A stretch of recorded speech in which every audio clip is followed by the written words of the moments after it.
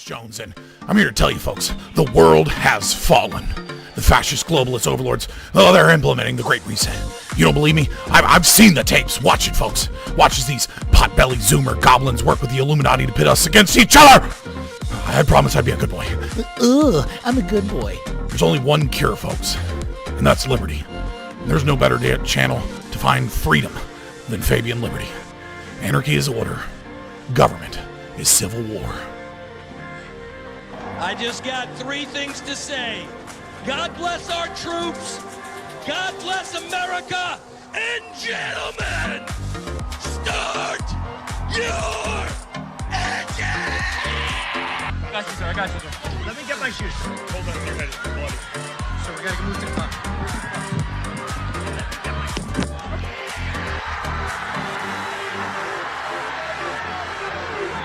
Not only do you have a micro penis, which is an important point, but on top of that, you refuse to share your Pokemon cards, and that's not nice. So first of all, a 2-inch penis is not a micro penis, okay? And for your second point, my Pokemon cards are all mine, and I don't have to share them if I don't want them. I work super hard together, and they're really special to me. So I'll keep them. You don't understand. You can't continue to play with us if you refuse to share your Not fair. I'm Ukrainian, and this is my bridge. I'm Ukrainian, and this is my gas station. I'm Ukrainian, and this is my school. 2 seconds earlier.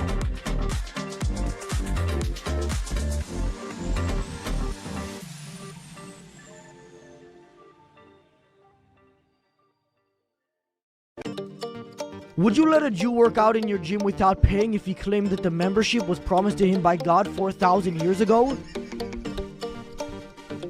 No. Bro, you are fucking... That's a good question.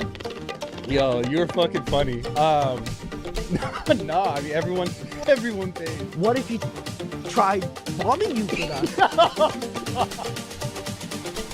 Bro, I mean, that would be like some crazy crime. Some act of, I don't even know, terror, I don't know. Are you taking a political stance right now? Just found in my house. That's called a bird grasshopper. I'm gonna eat him. He's not been transparent. I mean, there may be... They are making routine announcements about the things they are finding, and they are inviting questions about the things they are finding every single day. But by definition, he's not being transparent. They're not providing data for the things that they say they have found evidence of. They just aren't. The White House has provided... You can make announcements, and you also did admit that he actually... So you just don't believe it. I mean, they are providing information. You just choose not to believe that it's true. We're seeing about 13 months for these brain and spine MRIs. Cool. Canada, where healthcare is free, but only if you can afford to wait. Step 10, states must publish their own map and allow internal challenges to their own map. So the government has published a map. They have invited the states to challenge the map. Then states have submitted initial proposals, and they then have to publish their own map and allow challenges. Wait, who's challenging it within the state? Well, organized interest groups, environmental groups, like I don't know who specifically, but literally anybody. This is, right. I want to say something because it's very important I say this. This is the Biden administration's process for its own bill. They wanted this to happen. This is how liberal government works now. This is something they instituted for this bill. For their bill. This is a bill passed by Democrats with a regulatory structure written by Democratic administration. Okay. Right. Step 11. Ideological subversion is the slow process which we call either ideological subversion or active measures, активные мероприятия in the language of the KGB, or psychological warfare. What it basically means is to change the perception of reality of every American to such an extent that despite of the abundance of information, no one is able to come to sensible conclusions in the interests of defending themselves, their families, their community, and their country. For our most tricky disagreements, seeking the truth and seeking to convince others of the truth might not be the right place to start. In fact, our reverence for the truth might be a distraction that's getting in the way of finding common ground and getting things done. Free fries when you get vaccinated? I got vaccinated. You're saying I could get this? These delicious fries? Wait a minute. But there's also a burger element to this? Let me check with Bill Neathart. Is it too early in the day to eat a burger? No. This can be breakfast? Okay. I want you to look at this and think about, again, some people love hamburgers, some don't. Really want to respect all ways of life. But if this is appealing to you, just think of this when you think of vaccination. Vaccination. I'm getting a very good feeling about vaccination right this moment. Thank you. When I win, I will immediately bring prices down starting on day one.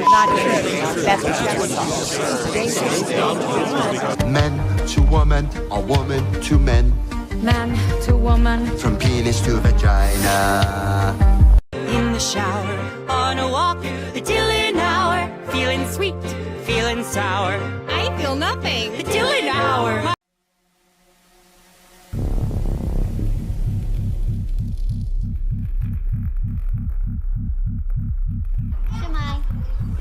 Hello and welcome to Wales. We understand being a refugee isn't easy. They're going through so much. Fleeing your country is difficult, but Wales wants to help you feel welcome. The Welsh Refugee Council is here to help you. Tell me you love me. Say it like you mean it. Say it like you mean it. Message one other guy ever again whether we're together or not. Yeah, understand me. But if you're a man who's stuck with a woman and you don't even get along with each other and it's a show marriage and you have to be together and you argue all the time and you're sexually repressed and you're being promised in secret that you can go to an island and finally be pleasured and satisfied, no one's ever going to find out, that's how you end up on the island. So this whole monogamy garbage that's being pushed by the West, especially amongst our elites, is the reason we have the biggest problem with pedophilia, and they don't have this problem in South America. The whole point of this is for me to begin to reintroduce myself. I'm doing this both personally for me, but in a professional capacity. Moving forward, the majority of what you will see will be me speaking in a professional capacity. My goal is to continue to help. And I'm always arguing with them, hey guys, if no one pays taxes, then who's going to stop the fires? Who's going to stop all the violent crime? Dummies. And then the LA fire happened, and the fire department didn't stop the fire because I guess they ran out of budget for water, and the police didn't stop the looting because I guess they didn't want to get near the fire. And so I guess I lost that argument. My bad.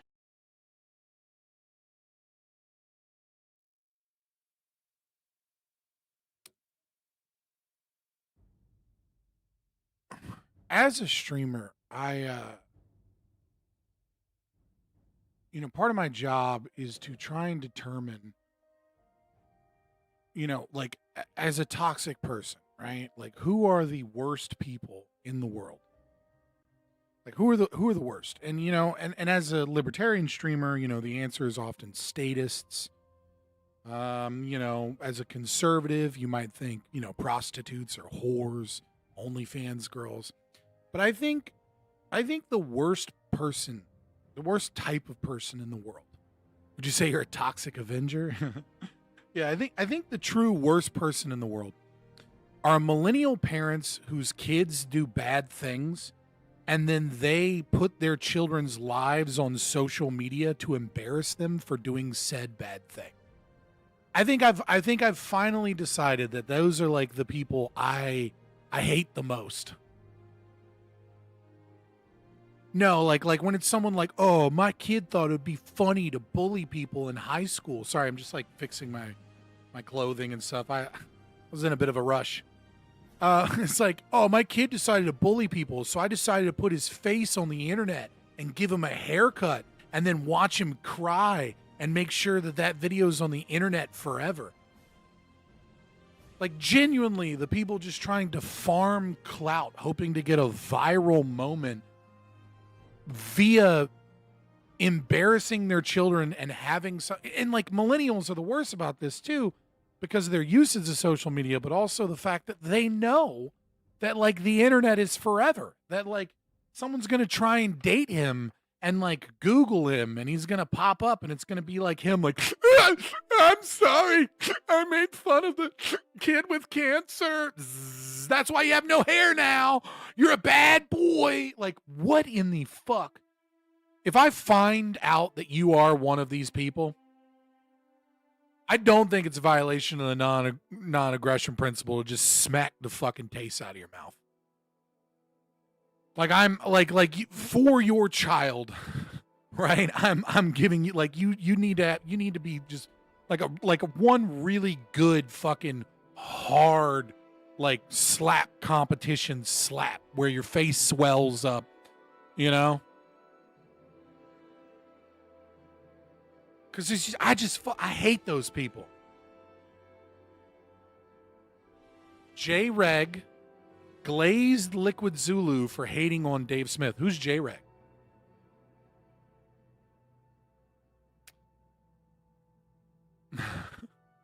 Like, who's J-Reg? I don't understand why this is awesome. Though I do think it's funny that the moment Liquid Zulu's not on stream, we have half the viewers, you fuckers.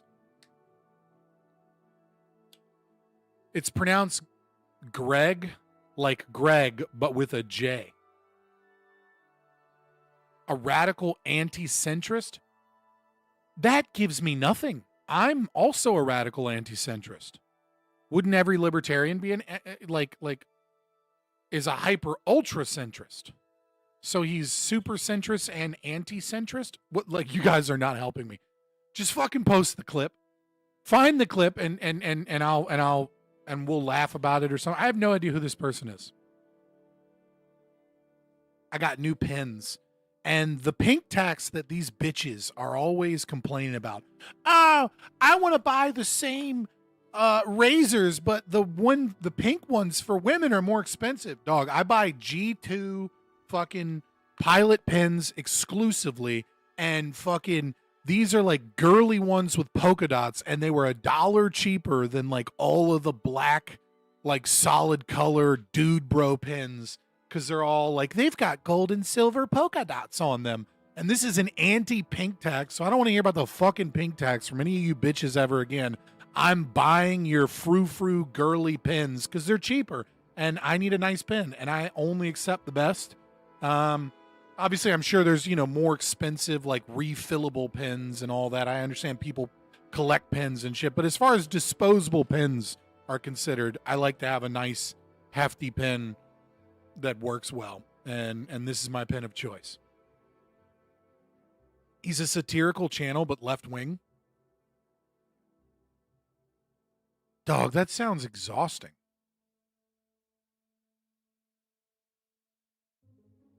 Are you just saying like that, like he's a satire channel that like is left-wing that makes fun of right-wingers, and like Liquid Zulu has entered the cultural zeitgeist enough to where like now like he's being brought up? Is that like kind of what we're getting at? Honestly, the fact that he's Canadian is the worst part. There's nothing wrong with being Canadian. To find out. There's nothing wrong with being Canadian. It's just that Canadians tend to be. I call Canadians, and I think you'll know exactly the type I'm talking about when I say this. I call them pussy fists. Right? They're not pacifists. They're just liberals that are pussies, and being a pussy is like their entire ideology, and they just let corporations and institutions just consistently fucking rule over them and gain more power, and they're just like, yay, I said the right word, right? They're pussy fists. And there's a lot more Canadians that are pussy fists than anywhere else that I've seen. Corey is a pussifist. That is his political ideology, right? It's just like their ideology is just govern me harder, daddy. But they don't want communism or socialism. That sounds scary, right? They just want an ever-increasing amount of socialism that gives power to the corporations and the institutions that have, the appropriate socially acceptable ideas. He's allergic to it? What am I allergic to? I'm allergic to a lot of shit. I'm allergic to a lot of things. To find out who is in power, simply notice who you are not allowed to criticize. Also, that quote is from like David Icke, and everyone says it's from Voltaire. And I just like I made that mistake before. I was like, "Ooh, that's a deep quote," and it's just white supremacists like being like the Jews. I thought it was Voltaire protecting free speech. I learned that. I was so sad. I was like, "Damn, I got taken in by the quote." It's a good quote, though. Oh, I know this one. It's the Jews. You're not actually supposed to say it. Yeah, the Jews. Those guys we're not allowed to mention or criticize. Did I the hear Jews. somebody criticizing Israel? In a way. The Jews, right? Jews. Ah, Ancom, my mortal enemy. Here to defend your precious minorities. Yeah. The people of Palestine. Jews. This isn't fun anymore. So he's just a trolling account. What your ball says about you, ASAP Science? What is the algorithm trying to tell me? What the fuck? Oh God. I got big hanging down balls, boys. In case you were ever curious.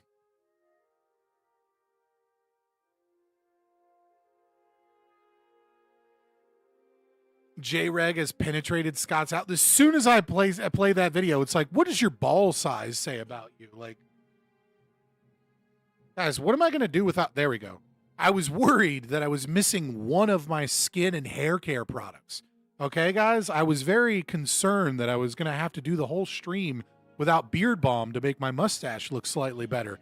You know, like I only use like 20 products and I was missing the last step. Oh God, I'm just like that super Chad in the memes from American Psycho, and I am because I say so. I'm not watching another J-Reg video. The last one was dumb. No, I'm not. I understand. You guys said Greg. You said it's supposed to be pronounced Greg. It's not spelled that way. And it was dumb. So I'm going to call him J-Reg. Because I did not laugh once. We're going with J-Reg. Give it a curl on the ends? Brother. Patience, panels. First you have to comb it. Okay? You comb it first. Getting it off the lips. Then you come in with the curl. And just a little bit of curl. I keep it trimmed for a little bit of curl. You know, we don't want anything too ostentatious, right?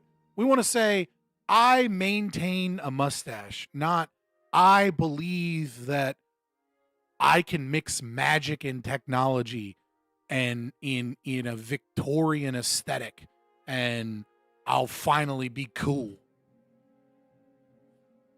Right? Just a little bit of a curl. What's this about secularism? Long story short, Canada, if you want me to spill the beans, it is what it is. Obviously we're going to talk about Icowrich, you know. But setting that aside, Canada, well, Quebec, the Canadians, the Quebecians. I know the language is Quebecois. What do people from Quebec call themselves? Other than Canadians. I fucking forgot. Are they also just Quebecois, like the language? But anyways, the people of Quebec have... it's just Quebecois like the language? Okay, fine. Quebecers? Oh, that sounds so gross. That I don't like Quebecers. Ooh, that feels wrong to say. Ooh. Anyways, they made it. They're like putting forward new legislation that you're not allowed to receive government services or be near any government building with like religious clothing, including face coverings. Which, like, I'm kind of like based. Fuck the Muslims. But also, like, you know, what's the motivation behind it? But we'll get into it. I'm born Albertan. The East sold out Canada. I like Quebecois as a language. I'm just going to say it. I find it to just be easier to understand French as an English speaker. I get that it's like redneck French, but like there's fucking glottal stops. They separate the words. It's easier to understand. It's just like genuinely, this is going to be my hottest take about Canada. Quebecois is just superior French. I said it. All right. It's just a better version of that language. It's the same language, but without all the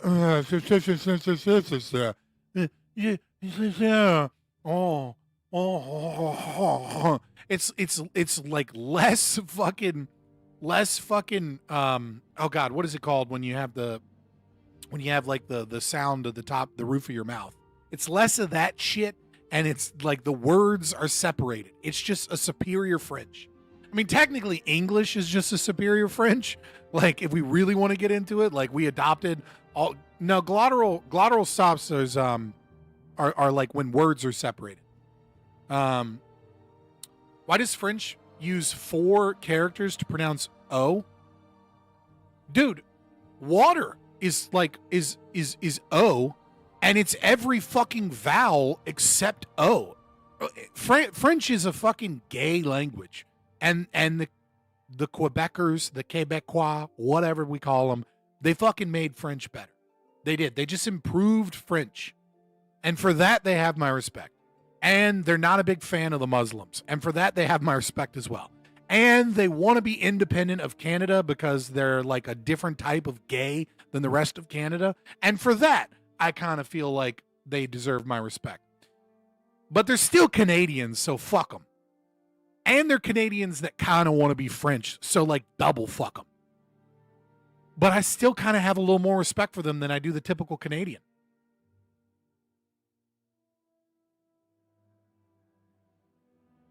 Canada has done the country's been sold out. Our leader shipped in so many migrants. The economy suffered in the long run. They send most money away. They replace up so less tax being paid in. Yeah, legal weed. We only gave the ability to afford homes because they shipped in so many migrants and then allowed them to work. Government positions. No wonder they have an easy time scamming. My child has no future, but other people's from other countries do. Puckham W. Fabian. That's a long list. Yeah, I mean, Canada had a chance with Pierre Poilievre. Like, I genuinely think Pierre Poilievre could have done some good things for Canada, but like, you don't have a strict constitution. You know, you keep letting all of this administrative dual power Lenin theory is just like, you're very susceptible to that, right?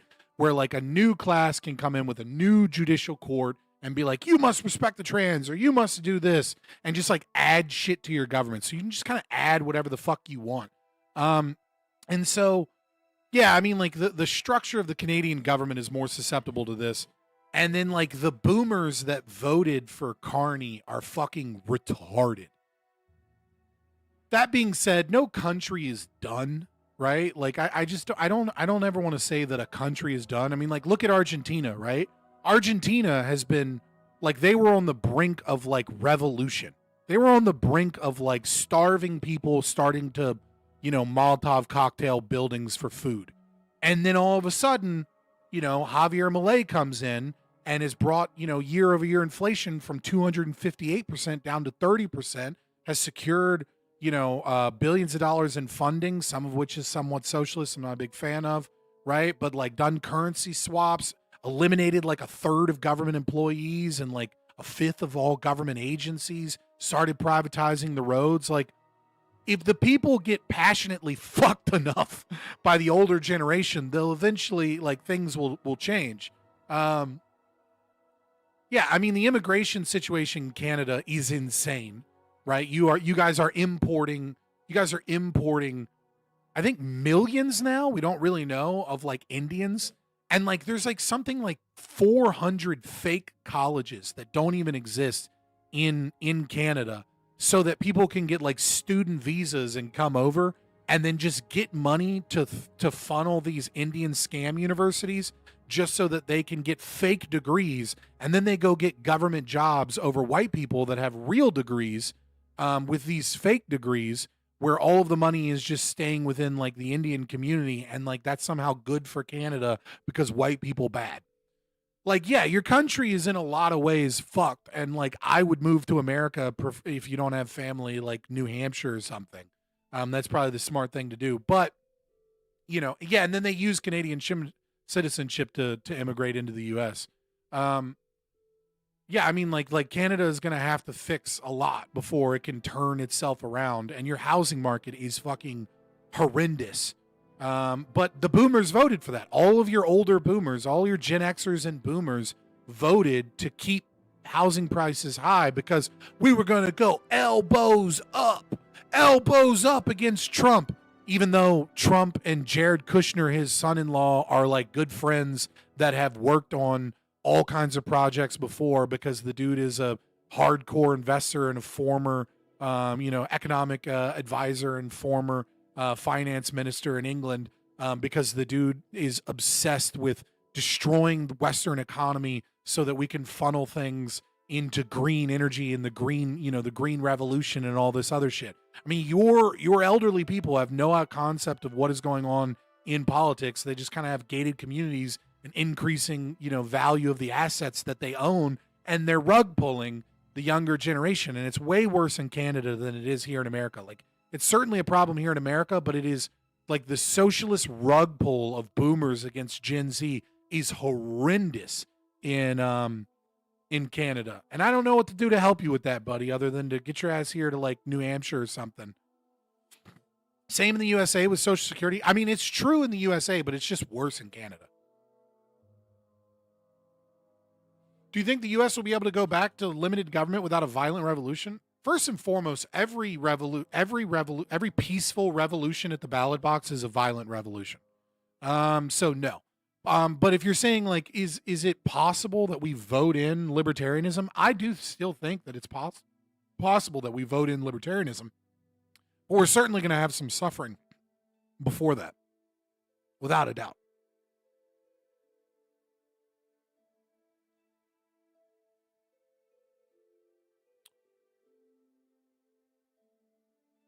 The hilarious this I've ever seen out of Quebec was the Indians were getting salty about having to learn French because they're in Quebec.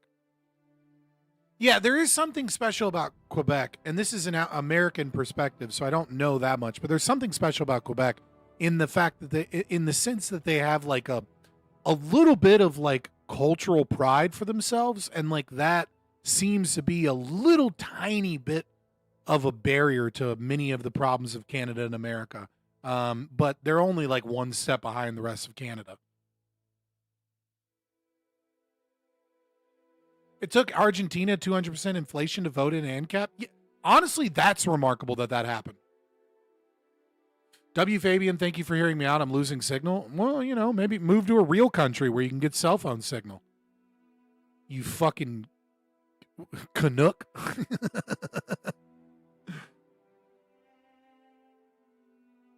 But still be racist. Well, yeah, we should be racist against Canadians for sure. Like, I don't think we should be as racist to Canadians as we should be towards British people, but we should still be, and this isn't even racist, it's just bigotry, right? Like, this is a larger umbrella. Like, I don't want to be racist against Canadians, right? Like, I want to be bigoted towards all people of Canadian nationality coming over here, right? I don't care if you're black or you're white or you're Asian, right? Because there's a lot of Asians in Canada. Don't forget that Canada is also a means by which they import a lot of Koreans and especially Chinese, and then they come into America, right? So just fuck them all Canadians, right? Canadians are just North American Britons. I mean, Britain's pretty fucked. Snow Mexicans? Nah, they're totally different than Mexicans. There's so many substantive differences than Mexicans. That's a lazy one. What kind of Asians? We should be bigoted towards all of the Asians that are Canadians, right? Professional bigotry, exactly, right? Like, you should be bigoted towards anyone that's coming from a socialist country that has for generations voted in ever increasing amounts of socialism and then is fleeing and is not deeply apologetic about the fact that they're coming to America as a refugee from the country that themselves and their forefathers voted in those things.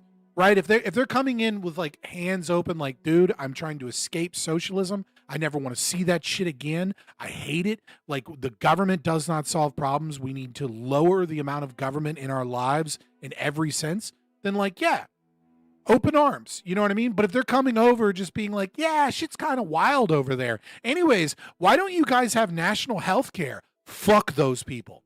Fuck those people. I need them to be Lily Tang Williams.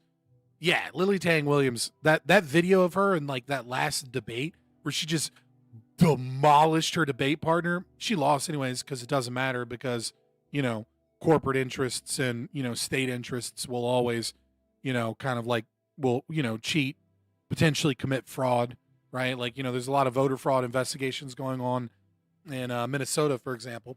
You know what I mean? But like, you know, you got to win to such a degree that the fraud can't kick in. That being said, like, share, and subscribe, boys. There's 33 of you watching, only 9 likes on the stream. 35 of you watching, only 9 likes right now, right? So overwhelming majority of you have not clicked a like button. I get it. It's the holidays. Not everybody can donate money. Not everybody can super chat. You know what I mean? If it's between buying your kid another Christmas gift and sending me a super chat, get your kid a Christmas gift. You know what I mean? Like, if that's the choice you have to make, then don't give me money. But I want to buy Christmas gifts too. So if you want to give me money, give me some money. You know what I mean? You can always super chat, pay for the war bonds so I can keep fighting leftism and fighting socialism, whether it's on the right or the left. And I appreciate your support. Join the Discord. That's where, you know, that's where you're always going to get the go lives. They don't always work on YouTube. I just got a content strike, boys. And this is how I know I'm winning. Right? It's not a strike. I got a warning. Right? But this is how I know the channel is starting to gain some traction. I'm going to pull it up for you. Okay? So here we go.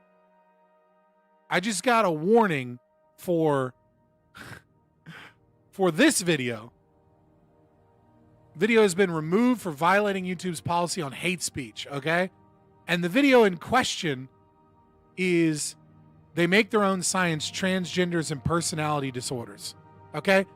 This is overwhelmingly me just reading the scientific literature on cluster B personality disorders and how there's correlation and what those disorders look like and how the left uses activism to hide behind science. This entire video series is just me reading the science and breaking down how the left lies about science and what the science and what the research seems to support and why there's limited research and things like that. Now, of course, this comes out before like the British studies, and they're doing another British study. They're gonna, you know, England, of course, is, you know, going to experiment on 200 children because apparently they didn't get enough data on giving hormone replacement therapy to children. So they're gonna experiment on 200 children in England, and they're gonna try and pick out prime candidates. And it's only going to be a 2-year study, not a longitudinal study, which is basically what England has done. Is they have figured out a way to bring back HRT and hormone blockers on young children and cook the science to ensure that the results say that it actually works so that they can then just go full-blown into transing children again. So that's fun. Right, but this is just me discussing, and the clip and the section that was reported. There's nothing negative in that section. It's literally just a random section that was reported, and that's how we know we're winning, boys. That's how we know we're gaining traction. When you've got the bots and the lefties going through your old content, trying to find things that they can take your YouTube channel down with, because YouTube is just like an automated nightmare. That's how you know that you're starting to get some clout. It's not about the numbers or subscribers. It's about how much do people try and get you canceled, How much do people attack you? Do you get random interviews and things? Can you still download it? No, it's completely gone. Like they delete it on their end completely if it violates hate speech.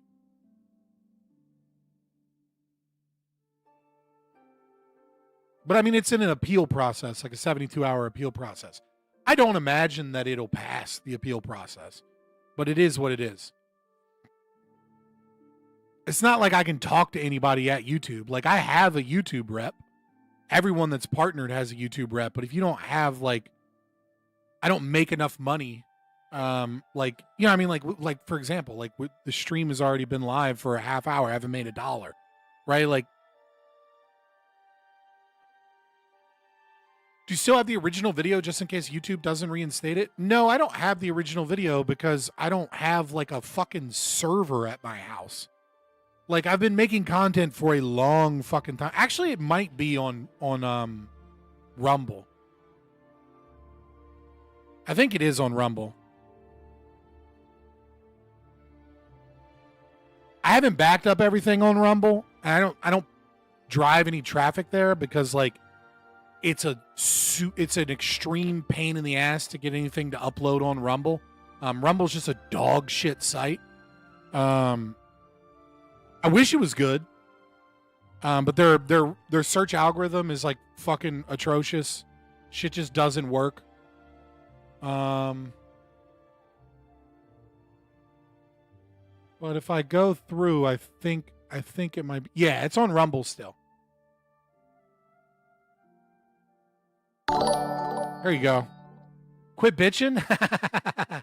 Look, I gotta ask. Look, I don't like asking for money. It's actually really uncomfortable for me. But the problem is that if I don't ask for money, I don't get money. That's literally just how it works. So if you're wondering why people are like, if you don't give people a call to action, quote unquote, then no one donates ever. So like you kind of just have to occasionally be like, hey, don't forget to donate. And you have to have a chat thing. And it's like, it feels gross. I feel like a prostitute. I feel like negative feelings every time I'm like, don't forget to pay, and I do my little spiel. I feel like a fake corporate robot with no soul that is like abusing my audience, trying to leech money. I hate it. I hate it. But the thing is that like, if I want to keep doing this, I have to make money, and I can't make money if I don't ask. Because if I don't ask, then the money just doesn't come in. Because people don't do it unless you mention it. And then people are like, you know what? Fuck it. I will. Here you go. So like, I love you. I appreciate the donations. All right. I'll shut the fuck up for a while about it and let it just sit and chat. But that's just the reality. I won't shut the fuck up about the fact that there are 14 of you watching right now that haven't clicked the like button. Like, that's so fucking, click it, done.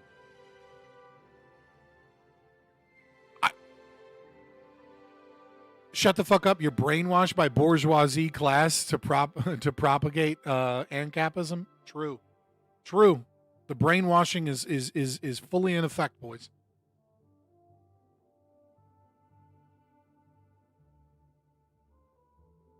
I have a solution to the housing problem across the global north at the bare minimum. It's marriage. Only issue is the state has to be involved. Yeah, that's not a solution. That's just adding more problems caused by the state. You want to know why marriage is failing? Because of socialism. You want to bring back the marriage rates? You want to bring back traditional gender roles for most women, and you want to make like men and women love each other again in culture in the West? Here's what you do. Abolish public schools, abolish state grants and funds for child care and daycare, okay? Abolish mandatory maternity and paternity leave legislation, abolish the National Labor Review Board, let people fire people, okay? Make everything an at-will to work state, abolish Social Security, Medicare, Medicaid, TANF, things like that. Abolish the system that says that all wealth is automatically by the state decided to be 50-50, during a divorce proceeding, and abolish all of the subsidized welfare that goes towards single women. If you do that, nature will correct itself. Okay? some women are really smart and want to become scientists. Let them go be scientists. I don't care. If they want to be a scientist, go be a fucking scientist. Okay? But all of this socialism, and you gotta get rid of all the government grants and support for DEI and ESG and stuff like that.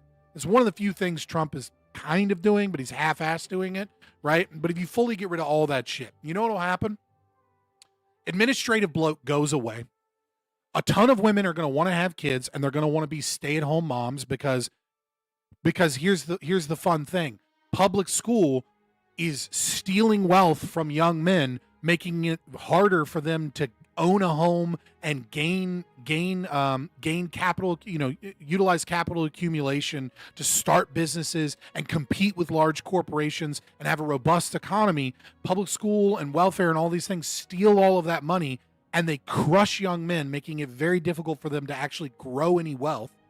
You get rid of all that shit, young men will go to work, they'll start businesses, they'll grow wealth again, and then they'll use that wealth to buy homes and try and get women, and women will go, wow, this guy's 26 and he's got a house and he's got his own business and he's got good money, and I want to settle down and have kids, and I'm 24 and like it's about that time, tick tock, and like then they'll go home and then they'll marry this man and they'll fucking stay at home and they'll be a stay-at-home mom and they'll educate their children, or they'll get in some kind of like part-time job along with like a Montessori school thing that they pay, and like parents cycle in and out. They'll use different forms. And then there will be some women that are like, no, fuck you, I want to be a scientist. They go to get a PhD, they become a scientist, and then they pay and then they have 1 or 2 kids and they fucking send them to private school.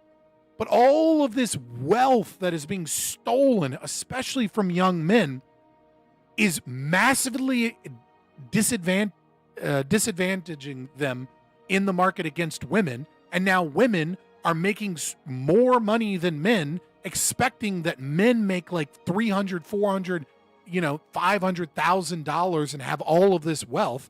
And then they're all just becoming dumb whores, fucking Chad, or they're completely checked out of the dating market because they can't find anything. And then the ones that do end up getting married get fucking all of these earworms of like different philosophies, and then they divorce them and they gain wealth by divorcing, and they gain child support, and then they go get a new boyfriend and they're getting child support from their ex-husband and getting alimony, and they got to keep half of the shit. And then if they do happen to fall on hard times, the government will subsidize them. So the state is subsidizing the breakup of marriage. The state is the reason that we don't have marriage, and the state is the reason that nobody can afford a fucking home, because it's constant stealing of wealth from young people, making it impossible for them to gain wealth, because if they could, then women wouldn't be slaves for corporations, and young men could create wealth that would, and create small businesses that would eventually end up supplanting these large corporations because they have that energy and that drive to succeed. That's how you fix the housing crisis, and you fix gender, and you fix marriage. You don't do it by implementing a new socialist policy on top of all of the socialist policies that have fucked over generations.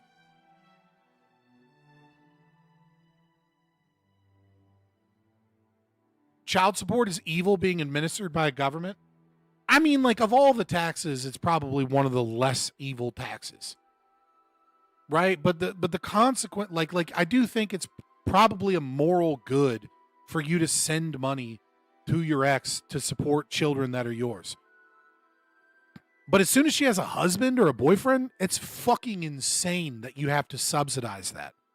It's like, okay, why do I have to give you money when you have a husband? The kids have a new dad. Like, what fucking psycho, crazy fucking law is it that a woman gets to gain money and she's got a new man there to support?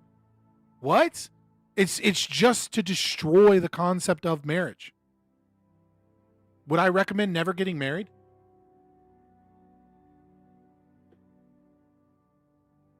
I think marriage is a bad deal for most people, but there are exceptions to every rule.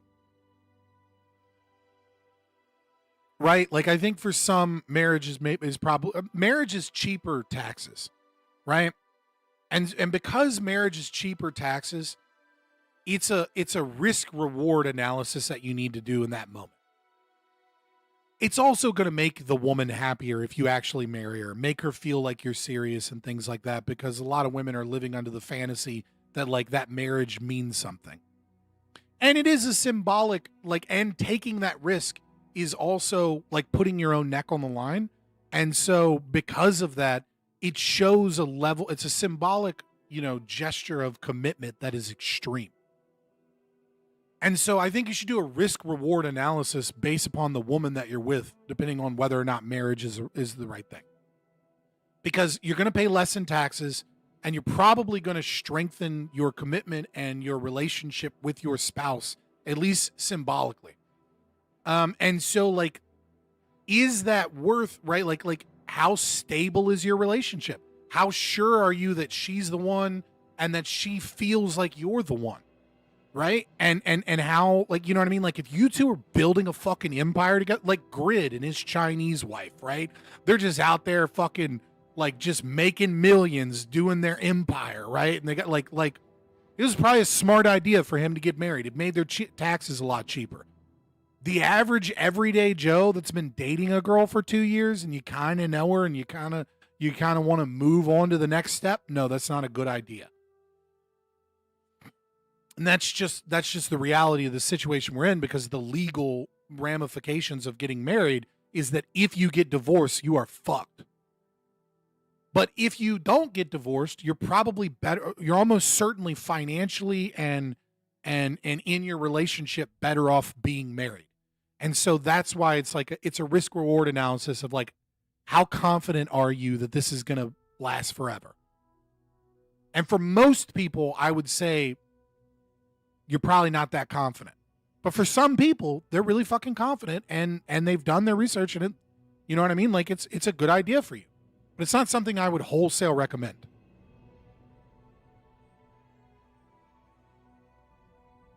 Marriage is bullshit. Honestly, true love doesn't revolve with dude, true love is a fucking nonsense thing. True love is fucking fairy tale bullshit. Nobody has true love. There's no such thing as true love. Not with a woman and a man. There's an argument to be made that there is true love between a parent and a child. That is a genuine unconditional love. But like children and dogs are the only fucking things that like you can love unconditionally. That's it. Don't ever fucking fool yourself into believing that you have unconditional, like true love with your spouse. You don't. It's conditional. It's conditional upon the fact that you continue to respect her. It's conditional on the fact that she continues to respect you. And it's conditional on the fact that your brain and your emotions like still give you good feelings about that other person. And there are a lot of things that can make you lose respect for a person over time as they evolve, or just as you evolve and you see more out of those people. True love is nonsense. Real love takes work, it takes commitment, and it takes leaps of faith, and it takes and even then sometimes it doesn't work out. But if you go into it with like a big puppy love of like, oh, I've found true love, you're going to fucking crash and burn, because eventually shit's going to get hard. And you should go into it knowing that eventually shit's going to get hard. But it's worth it. I have loved and I have lost and I have learned that I would rather have loved, right? Like obviously not a direct quote, but it is worth it.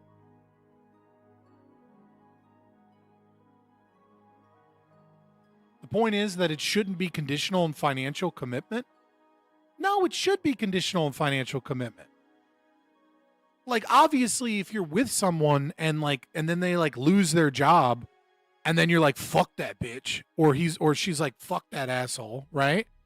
Then like, obviously, you're just a high time preference retard, or you're just a bad person that is immediately hoping to jump ship and, find something new. But all of this is high time preference behavior, unless that guy actually is an asshole. But if like the guy is like maintaining and like keeping his finances sequestered from you and like not sharing in any decisions and is controlling everything and like you're kind of just living almost paycheck to paycheck in a sense, then like, yeah, you know what I mean? You should probably leave that guy, right? Like, financial abuse is a thing. It's overblown, but it is a thing.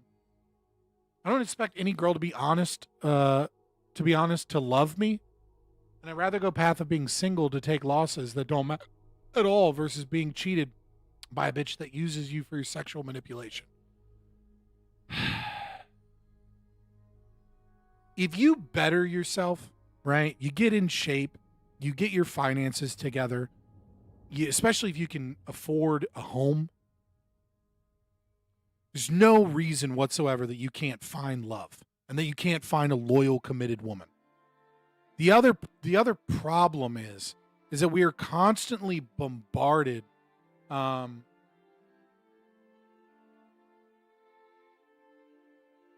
We put bitch in there, but also it could just be sexual manipulation. I don't know. I'm not investigating that right now. On focus. Right? Back on focus. There's no reason that you shouldn't be able to find a committed relationship. One of the problems that we have is that we are constantly bombarded with like the 20% of women. Right? Like we are bombarded with like this 10% of Gen Z girls that are absolute horrific, retarded whores all over social media.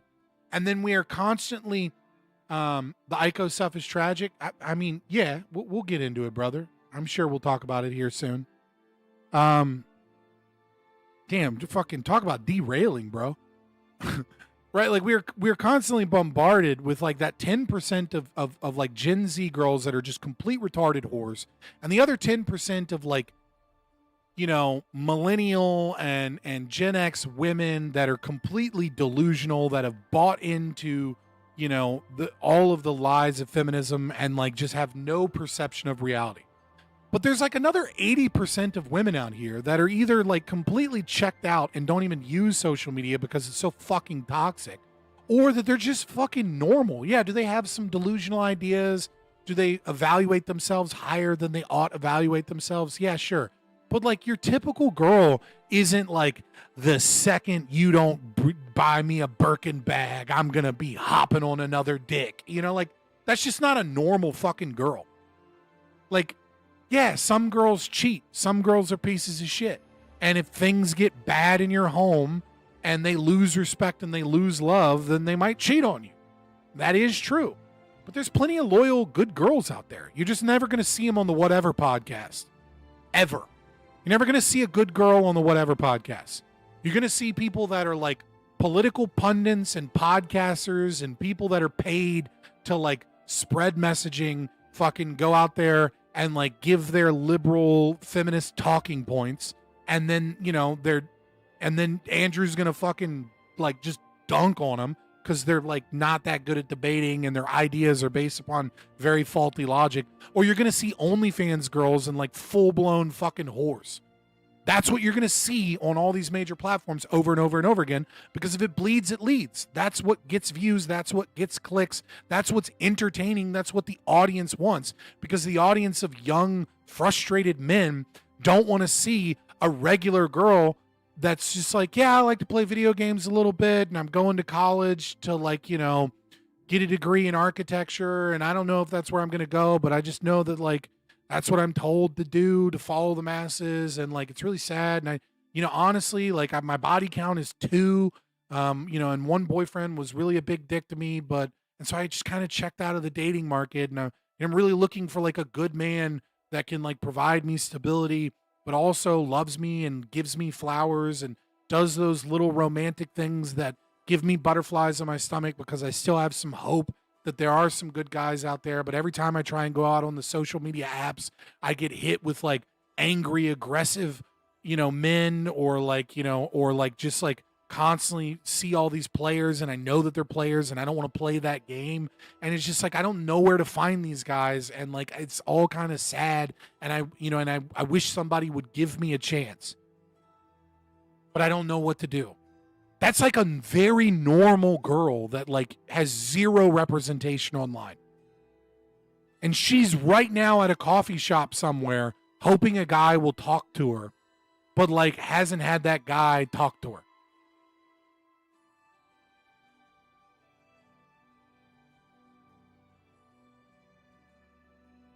I think it's pure hedonistic degeneracy being pushed in the Western world, caused by a cultural Marxism to make women being psycho whores to screw men over, and it pushes itself globally too. I completely agree. I want people to understand that that's a minority of women. Some of those ideas have seeped into the majority, right? Like the idea of like being a girl boss, or like, you know, that like sex before marriage isn't really a bad thing, to a certain extent. Or that, like, you know, you need to be established before you get into a committed relationship. Like, some of these lies have become fully mainstream, right? Oh, you know, I'll settle down when I'm like 28 or 29. These are normal thoughts. But like the shit that you see is the extremes.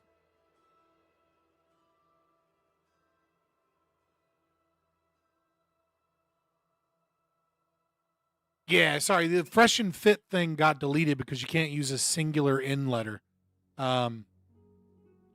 Just because it's the singular in letter is blocked so that people don't try and start like an in-word spam in my chat. Because people 100% will do that shit. Dude, stop sending me Greg videos over Discord. Chris, what are you doing? Stop sending me Greg videos, or J-Reg, or whatever. We can spell Praggett though, right? The proof is in the pudding. What in the fuck is hair?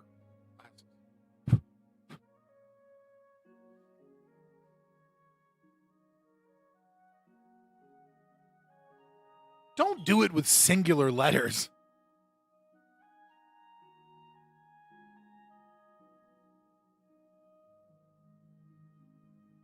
No, I did not spit onto my glasses. I blew into my glasses because it was like a hair that fell and got trapped on the back end of my glasses.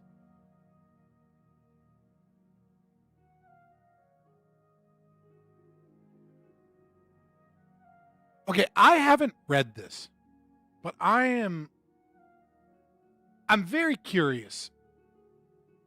This is going viral, and like I don't know how I feel about it. I haven't read it yet. Right? But Alex Berenson, former New York Times reporter, author of 13 novels, 3 nonfiction books, and the Unreported Truth booklets, you know what I mean? For whatever those credentials are fucking worth, has written an article that I want to read. And I have to be very careful because YouTube is still pretty censorious about this. And I just got a hate speech violation on a fucking 2-year-old video on a clip that doesn't even make sense.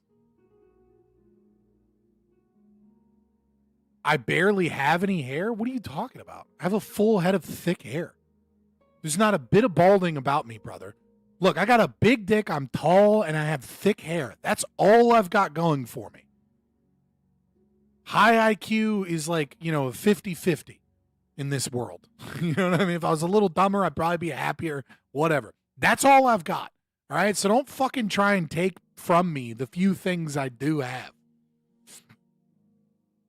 Anyways, urgent. A young child died of cardiac arrest after being jabbed. Automatically, like, I'm suspect of the fucking of the article when they use the term jabbed, right? Like I'm taking this with a grain of salt.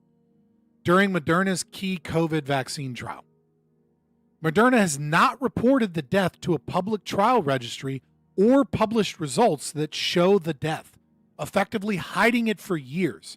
What did the FDA know, and did it respond? The agency won't say.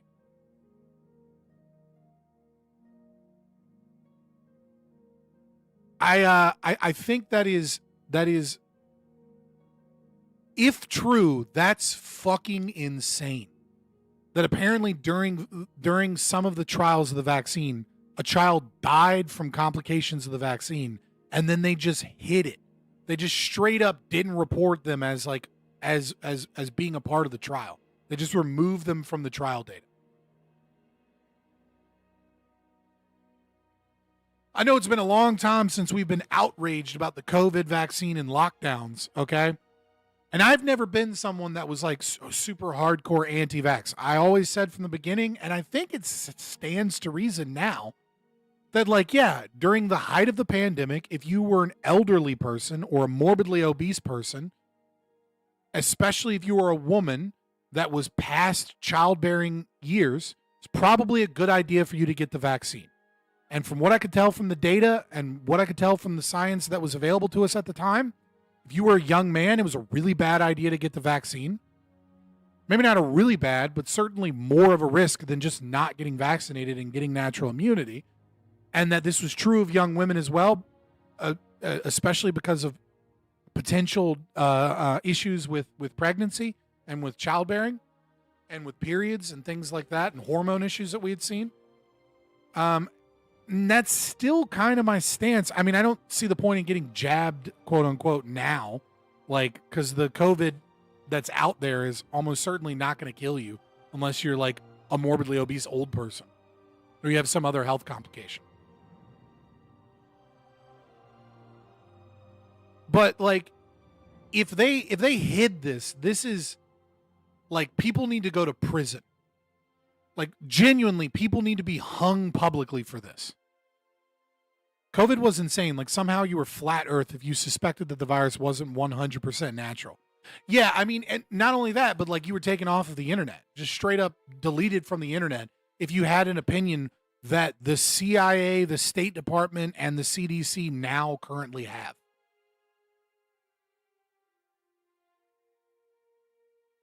So, again, the wording of this has me suspect.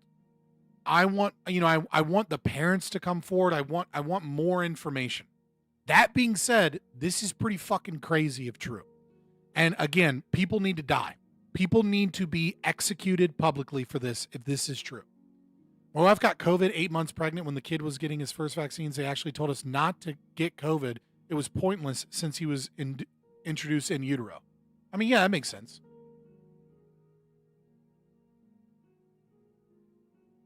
I mean, it's pretty, I mean, like, yeah, I mean, natural immunity was a thing every doctor knew about, but no doctor could talk about. And the thing is that natural immunity was superior to the COVID vaccine. Like, we knew that, like, the science was very clear that natural immunity gave you antibodies towards additional proteins that the COVID vaccine did not transfer. And so because of that, there was a higher risk of the mutation of the virus. There was a higher risk of the virus potentially being complicated by the vaccine itself. Like, it was not like a live attenuated virus. The mRNA vaccine is experimental technology in the sense of, you know, pushing it as a full-blown vaccine and whether or not it works. What killed COVID wasn't the vaccine. What killed COVID was what happens to most viruses. The same thing that happened to the Spanish flu. Viruses mutate, okay? And when a virus mutates to become less infectious, then it loses out against ones that become more infectious. And when a virus mutates to become more deadly, it tends to lose out towards ones that don't kill the host. Because if it kills the host can't spread the virus to more people. But if it doesn't kill the host, then the host can spread the virus to more people. So over time, the natural tendency of any virus is to become less fatal and to become more transferable, more oh God, what's the term? I can't think of the term, right? But nevertheless, right? That's what happened. Is we kept having more and more mutations of the virus that were more infectious and less fatal, just like what happened with the Spanish flu. That's usually what happens in an epidemic. And the more people that it infects, while being less fatal, the more people get natural immunity. And then as natural immunity begins to increase, then the infection rate goes down because you already have a large portion of the population that's inoculated.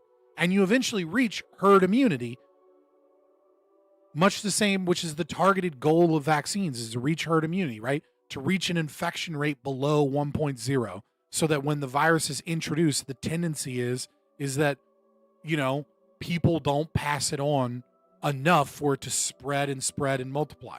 That's it. Every doctor fucking knew this, and they all lied about it. It's cool science, but forcing it on the entire human species for your trials is insane. I mean, most people were not forced to take the vaccine. Let's be honest, right? Like, I have a large problem with the COVID lockdowns. I have a large problem with many of the measures that were implemented in vaccines, right? But here in America, almost like there was some select group of people that were like, if you want to keep your job, you're going to have to get vaccinated. And then very quickly laws sprang up and Supreme Court decisions popped up. And, like the Supreme Court stepped in on like an OSHA guideline that the Biden administration was trying to do. Very quickly, that became not a thing. There were vaccine passports. There were certainly people that were forced to get inoculated in countries like China and Australia in order to work in places like that. But like, it wasn't like the human species was like en masse forced to take the vaccine. A lot of people were lied to get the vaccine. A lot of people were threatened. A lot of people were coerced into it to some degree or another financially. That didn't last a very long time. Like, let's be honest about the history. There was a lot of fucked up shit that happened, but like most people weren't forced to take the vaccine. They took the vaccine because they thought it would make their life easier and they didn't care. Because they wanted to be one of the good guys. What do you think of teenagers getting forced to vax? That is true, right? Like parents can force teenagers to do so. And there were schools and things like that. Yeah, I mean, like, I definitely think that's wrong. I don't want to get into the whole theory of child rights. I will say, parents are guardians. Permanently changing a child's body with a vaccine is a gray area. I would say it's a gray area as far as natural law is concerned. Because the intention behind the intervention is to maintain the healthy status of the body. Right? Like, so there's no mens rea there. If a parent says you're going to get this vaccine, unless the parent is like, I hope you die from the jab or something. That's a very weird parent, right? It's a very rare situation, right? So there's no mens rea there, and they are the guardian, right? So it's a very light gray situation. But if a parent is like, if there's sufficient evidence that a vaccine is damaging, especially to children, and I think there was with the COVID vaccine especially, then that gray area gets a little darker, whether or not that's a violation of the non-aggression principle. Matt Topherfield, a libertarian that's living in Victoria, has a book called Good People Break Bad Laws. It sounds like an agorist, and agorists are gay.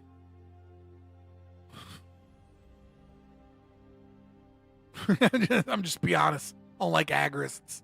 They're fucking lame. They're a bunch of LARPers. Anyways, continuing on. A preschool aged died of cardiorespiratory arrest after getting a booster shot of Moderna's mRNA COVID vaccine in the company's main clinical trial of the jab. I hate using the word the jab. It makes you lose all credibility. I really, really dislike it. It makes this entire piece suspect.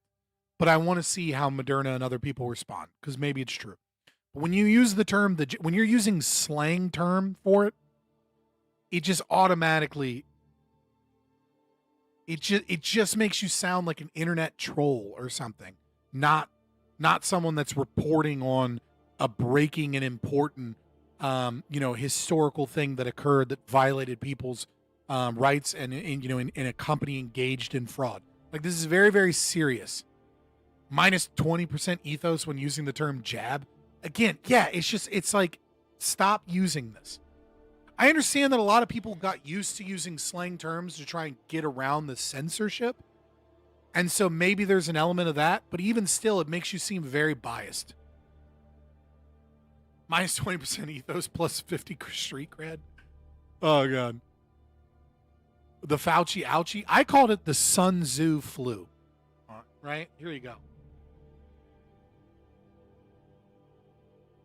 That was what I called it, and I think that's the best name to ever come out, right? Because the Sun Tzu flu reminds you that it's from China and that it may or may not be a form of chemical warfare. Going to give my wife a jabby stabby this weekend. Oh God, have fun this weekend. Notice, boys. It's Monday, and he's super excited about the potential sex he's having Saturday or Sunday. So let me get F's in the chat for James, not Jimmy, because he clearly doesn't get it enough. Come on, put the F's in the chat, boys.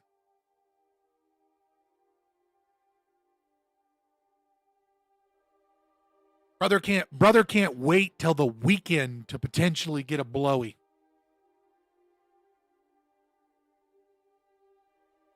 Cheers to you, to our fallen brother.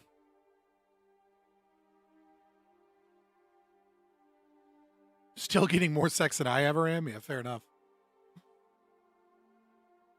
The ZZ instead of F out of nowhere. Yeah.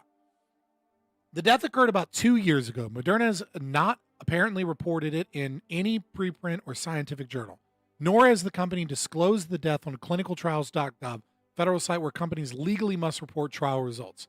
In fact, Moderna has reported findings from the trial called Kid Cove and a related trial in a way that effectively hides the deaths. And the company and government still push mRNA COVID jabs on kids. I hate that term, jabs on kids. Though many studies show that they're little or no use. Yeah, I mean, it's crazy that anybody is getting their kid like a COVID vaccine in 2025. But then again, I see people everywhere that are still masked. And I'm like, dude, honestly, when I see masked people in public, you better be Asian. Like, you better be from China, and it's just like part of your culture that when you're feeling a little sick, you're wearing a mask. Because if you're a black woman or a white, it's usually black women, that's why I said that first, but like some liberal looking person, right? And you're fucking still masked in 2025, like, just know I make fun of those people to their face. I do, well, maybe not to their whole face because half their face is covered. But I talk shit on those people publicly. like when I see people that are masked, especially when it's like a cashier, I'm like, oh, I'm sorry, I couldn't hear that because you had that diaper on your face. So it's just a bunch of muffled nonsense. Did you pull that mask down and speak more clearly? I love shitting on those people, and I hope you feel bad. I hope you feel shame and stupidity. I know you probably just feel rage. You know, I'm the one that people try to fight. Well, you're fucking not a giant. I don't know what to tell you. I can get away with more than you can. Like, nobody tries to fight me. I can talk a lot of shit when I'm a giant. But like, no, I love pointing those people out and talking shit. I hate it, dude. It's like, dude, nobody, like, you're not doing anything good for your health. You're not doing anything good for the rest of us, even though you think you are. You're patting yourselves on the back like you're one of the good people when all you're doing is making communication and human relationships more difficult. Like, fuck off. I get letters from the country that from the county that my kid is old enough for the COVID shot now. I got pissed. How did the county know? Did the DR tell them? How did the county know how old your children are? I would assume every county knows how old the kids are. That seems pretty. I mean, like your kids are going to have they have social security numbers tied to a bunch of metadata. Like, I don't know what to tell you, but like, yeah, of course they know. Oh, and that he didn't get the shot. Yeah, I mean, like, there's very few states that don't report. The only states that, like, for sure don't report is New Hampshire. Like, no, it's fine. I was just like, yeah, like, you know what I mean? Like, they know your kids, they know their social security number, and then all of that is tracked with metadata. The government knows, you know, what your kids are doing in school, what they have access to their medical records. They have access to, you know, tax information, who's claiming them as a dependent. They have access to, you know, they probably, almost certainly, if your kids are online, they have access to some level of their online footprint, but they won't admit that they have access to that information, but they certainly do. I mean, fucking Edward Snowden proved this 20 fucking years ago, and nobody went to jail and no government programs were shut down. So you think that program just went away I gotta fix my camera real quick.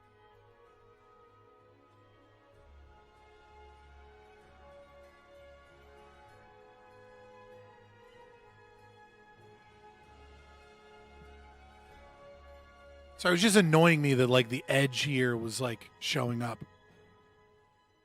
Common New Hampshire W? Yeah, the libertarians in New Hampshire forced the Republicans to push that through.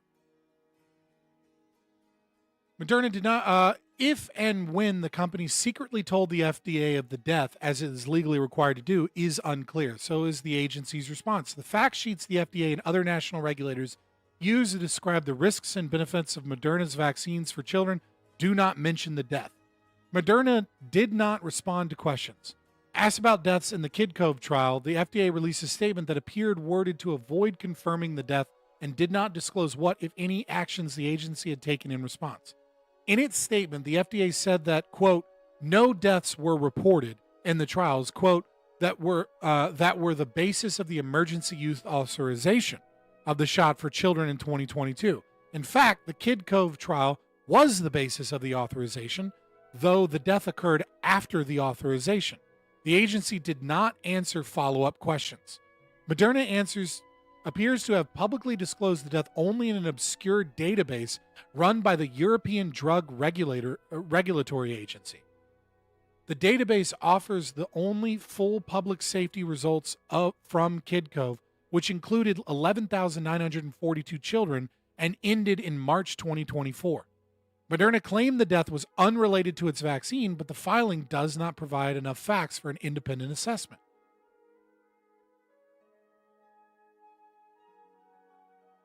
I mean, well, how'd the kid die? Did the kid die in a fucking car accident? You know what I mean? Like if the kid died in a car accident, are we supposed to report that as like a death in the trial?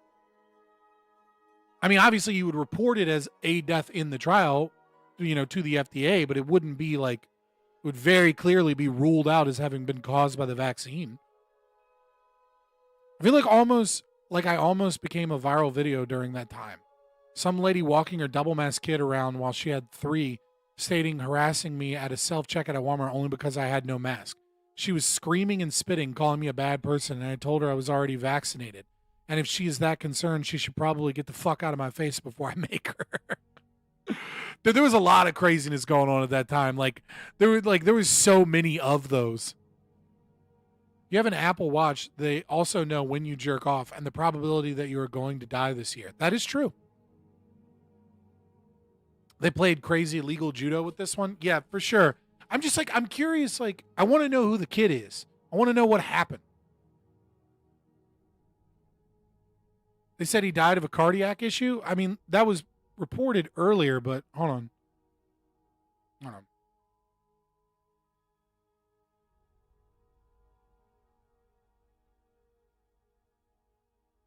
Yeah, cardiorespiratory arrest. There we go. Sorry. Yeah, my bad. I was talking so much I forgot. There we go. The death occurred in late 2022 or early 2023 when children under 5 who had already received Moderna's original mRNA 1273 vaccine in the trial's main phase were offered a shot of its 1273.214 booster against an early Omicron variant. Also, by the way, fuck, I forgot what I was going to say. I was going to say something, and then it fucking went away. It's gone. Was Icow jabbed? Dude, too soon. Too fucking soon, brother. Like, don't. Come on, man. Like, that's somebody a lot of people know. That's too soon. Don't do that.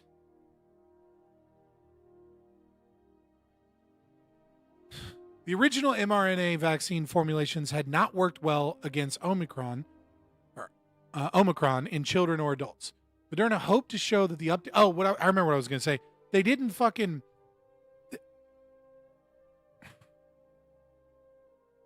They didn't. They didn't force the people that were in the trials to not the placebos to not get vaccinated. They didn't get agreements, and they didn't take biometric data, and like all of their all of their like blood work and stuff before they got vaccinated. So like these clinical trials were never clinical trials to begin with. They were just, we gave a bunch of people COVID and then afterwards we tracked how sick or maybe not sick they did. And we did it short term. Like none of these vaccine trials were like legitimate trials to begin with. But I mean, I guess when you get the stamp of approval from the state, you can kind of just do whatever you want. The original mRNA didn't work very well against Omicron. Moderna hoped to show that updated jabs that have made, again, I hate that word jab in an article like this, that made the body produce an Omicron spike would protect better against Omicron. Because this portion of the trial did not include a placebo-blinded arm. Yo, thank you, Renato Bacteria. Or Bacteria? Appreciate the sub. The company would have known immediately that the death followed vaccination. Moderna's report to regulators lists the deaths as resulting from, quote, cardiorespiratory arrest, a sudden failure of the heart to beat. Many underlying factors can cause cardiac arrest, including myocarditis, heart muscle inflammation, which mRNAs can cause. So can COVID, to be fair. But yeah, the vaccine, especially with young people, seem to have higher rates, especially with young boys. But Moderna reported the death was unrelated to its vaccine. But fucking how? They did an autopsy and they're like, no, we know. How? Company did not disclose in the report how it had reached that conclusion. Okay, all right. So they just go, nah, nothing to do with that. Maybe one more Brazil bro in your chat. Dude, I want to talk to somebody from LLA that speaks English. Right? Like I have one of the people, she doesn't her DMs are closed. And so like I have her on notifications turned on so that I can talk from someone that speaks English from LLA. But like I'm just hoping that like she'll see something in a post. Moderna did not respond to request comment on the Moderna did not respond to a request for comment on the trial or its failure to publish the results. There we have. Cardiorespiratory arrest. No, Moderna's claimed that the death is not causally related to treatment. I mean, like, how did they determine? Yeah, it's like, we don't know. Like, I want to know, like, is it just like the kid had underlying issues and shouldn't have got the vaccine? But like, even then, it's pretty fucking sus that they died from that. Moderna completed the Kid Cove trial on March 15, 2024, and finished its analysis of the results on May 17th. According to the report, it filed with the EU Clinical Trials Registry, published September 30th. Still not posted the report at clinicaltrials.gov, the federal website where drug and vaccine companies are required to post information about ongoing trials and results. I mean, what's their incentive? The CDC is going to protect them. You can't sue them. If your kid dies in a clinical trial, even if your kid dies from a regular vaccine that's been, that the FDA approved, you can only go through the Vaccine Injury Compensation Program, the VICP. Right? And like, and the standards on that are not that low, but not that high, but it's designed to protect them from the legal system. Right? Like they have a privileged legal status from the state that allows them to get away with murder and disincentivizes them from doing proper trials. Like if you don't put people in jail for fraud of like of an extreme degree, by the way, like Moderna should be out of business. At a minimum, every single bit of stock of Moderna should be liquidated and given to, given towards the first person that launches a class action lawsuit for fraud. Right? And like maybe the class action lawsuit can come to terms and say, look, if you were injured by the vaccine, we're going to give you, and you can showcase some injury, then, we'll give you a higher percentage of the class action lawsuit. And if you weren't injured, you're still, you still owed compensation. And like everybody will get like $7, right? Like nobody's going to get any real amount of money from it, but they should be completely out of business. Like everyone that owns Moderna stock should lose every penny of that stock. Everyone that's invested in Moderna should lose all of it. And every executive should lose all of their money. And then we should criminally prosecute everyone that was aware of what was going on here. And they should, at a minimum, go to prison for life. At a minimum. I'd prefer, right, if the child actually did die from the vaccine, then what proper restitution should be is every one of these people should have a chemically induced heart attack, and they should suffer a heart attack live. Just grab them, strap them down, give them a chemically induced heart attack, and watch them die for a few minutes of a heart attack until they're gone. That would be the appropriate execution method for this situation. The Sacklers are fine. Do we expect anything for Moderna or JJ? No, of course not. Right? Like the Sacklers, I think, are living in Italy, and they're still multimillionaires.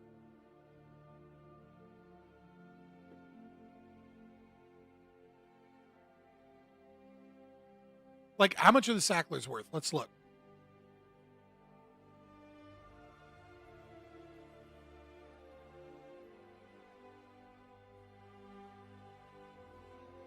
The Sackler family's net worth is estimated to be around $13 billion or more, according to reports from the late 2010s.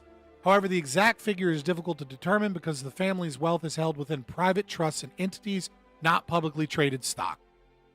Yeah, so the Sacklers are really suffering from all of the damage that they did with the opioid epidemic and all of the fraud that they committed. You know, they're just sitting on $13 billion, somewhere around there. You know, Lord, please punish me like you did the Sacklers. Please, Lord, strike me down by forcing me to have to hide my face and go to Europe with my $13 billion. Oh, Lord, please grant me the punishment that has been bestowed upon the Sackler family. Yeah, I got family from Appalachia. That's where a lot of my family is from, James, not Jimmy. I feel you. You know, I've lost several people to the opioid epidemic or to suicide that was, closely linked to the opioid epidemic. Great to see you, Fabian. How many cups of coffee did you have? None today. We're drinking Celsius. Sparkling orange. We're going to have another one later. Did you get a haircut? I got a haircut for the first time in years when I went to Nashville, but it's grown out a little bit. Normally I cut my own hair, but I was like, all right, I'm going in person. I'll get a real haircut. How's your stress level? It could be better. The other day, I woke up and I had a check. I had the fraud department call me because, someone wrote me a bad check and they didn't mean to. And so then the check got taken out of my bank account, which put it into the negative a little bit. And then I'll get that taken care of soon. And then I went to go Wednesday before Thanksgiving. I went and bought $100 worth of cleaning supplies so that I could go and clean my grandmother's house because she's not quite invalid, but she can't really take care of the house and deep clean. So I was like, hey, I'll come over on Wednesdays for the next month or so and just deep clean one room in your house and help you get around and stuff. And so I went to go to my car and then someone had smashed my window and broken into my car. So instead of cleaning my grandmother's house that day, I sat in a parking garage waiting for the police and dealing with insurance companies. And then I found out that it's not covered on my comprehensive coverage because they didn't steal anything of value in the car because I didn't find anything too valuable. And so because I live in the city, having my window smashed is an act of nature. And so I just had to, so now I just have a trash bag taped to my car window. I'm going to get it taken care of probably this week or next week. It's fine. But so my stress levels are not fucking great. They're not great. You know what I mean? My stress levels could certainly be better. That was a real bad day a little less than a week ago, and the holidays suck for me because I'm an every other weekend dad. And the life of I fuck things up with my baby mama. So now my children have a new dad and I get to spend Thanksgiving alone, instead of having a family. And I get to have Thanksgiving this weekend, when I get my allotted time with my children. So stress levels, not great, but we're powering through and we're fighting for liberty. And you can make me less stressed by donating war bonds and giving me money. Give me money now. Aren't I so sad? My GoFundMe for being a sad, pathetic fuck, linked in the description. No, I don't have a GoFundMe. But I appreciate you coming. I appreciate you watching the video. We'll have a fun time. We'll do some debating. And I'm a real man, so I'll just power through shit. And I have nicotine and food. Those are my coping mechanisms. And my diet and the fact that I have an autoimmune disease has mostly taken away my food as a coping mechanism. But I've got peppermint bark from Costco that has decent ingredients. So I'm gonna fuck some of that up tonight, like the fat fuck that I am, and play some video games. But before I do that, I'm gonna do my best to entertain you people. And because that's my job, and also I enjoy it, and I think it's the right thing to do, and it gives me some level of purpose and meaning in this world to push libertarianism and anarcho-capitalism and ideas that are pushing forward the philosophy and what is necessary to free people from the state. And like that's super fucking important. And the more money you give me, but also the more clout I get, the more views I get, the more I am pushing that message forward, and the better I feel. So I have tied my self-worth to a parasocial relationship that constantly induces stress when the numbers go down. So please don't leave. Oh, man. But we're talking about a botched COVID trial for now. That's what we're doing. I doubt it's not alcoholic after sitting for 3 weeks unless it's vinegary. Oh, God, I don't even want to know what that's in reference to.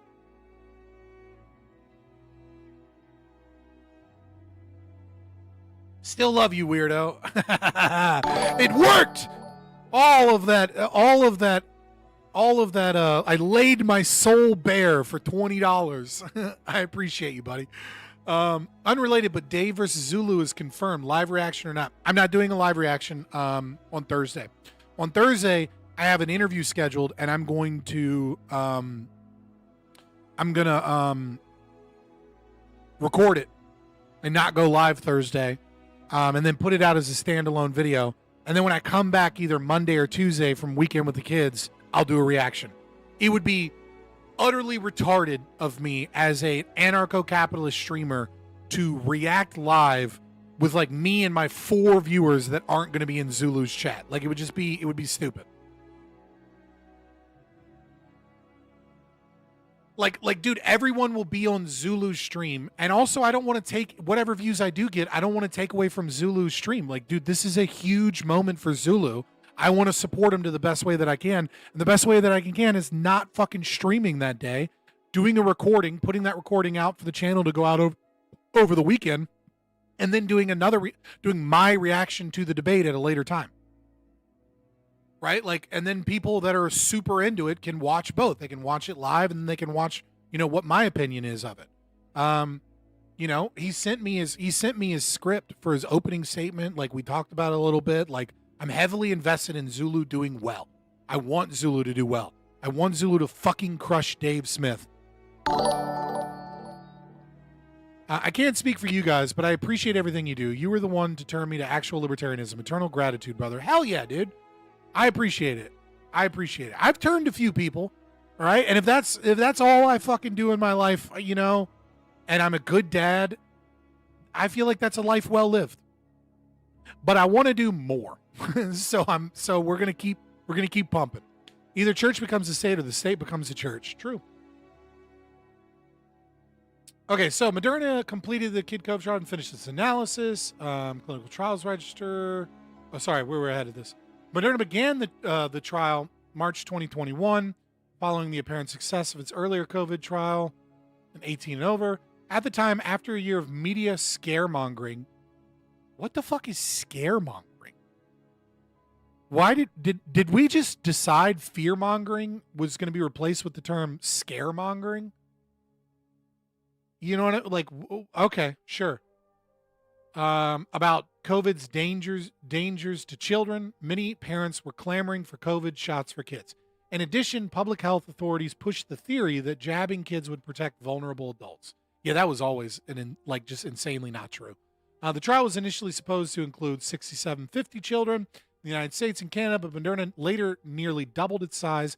Company enrolled about 4,000 older kids and 6,500 infants, toddlers, and preschoolers in the trial's main phase.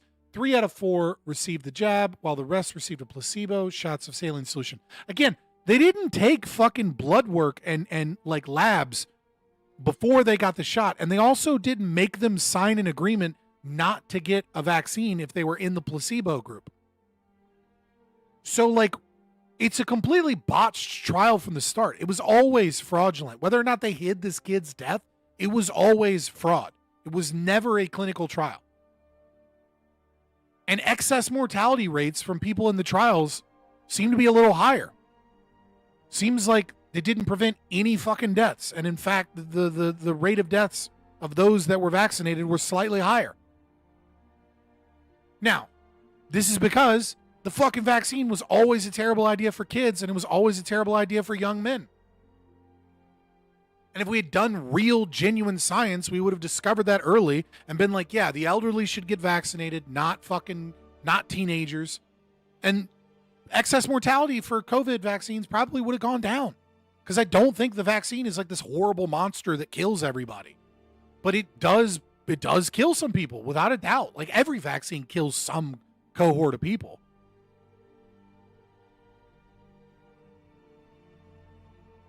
I don't know where you're at, but what we call apple cider is basically non-alcohol, unrefined apple cider. I'm in Virginia, and in Virginia, apple cider is both.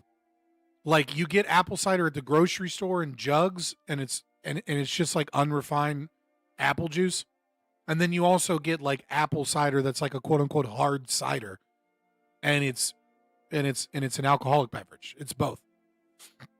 In 2021, Moderna announced that the trial had succeeded for kids 6 to 11, and the same in March 2022, 6 months to 5 years old.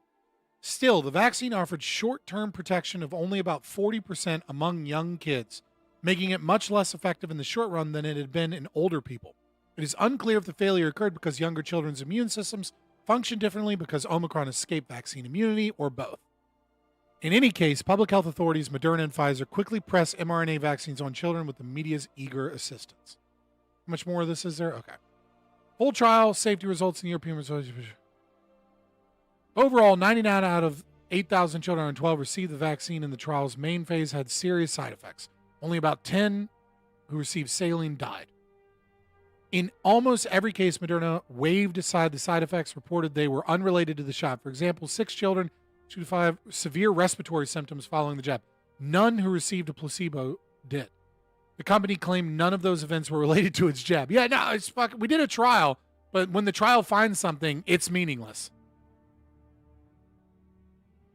Is the stream? Yeah, I haven't had any warnings of stream health. Like it's so I mean it's, and I haven't had any warnings on OBS either. Like,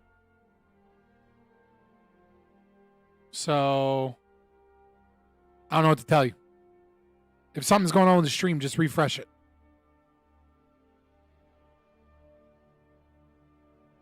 End of part 1. In part 2, how Moderna framed the clinical trial results it published so it would not have to report its death. Oh, God, it's going to get worse. I support this type of journalism. I don't support journalists using stupid-ass words like the jab.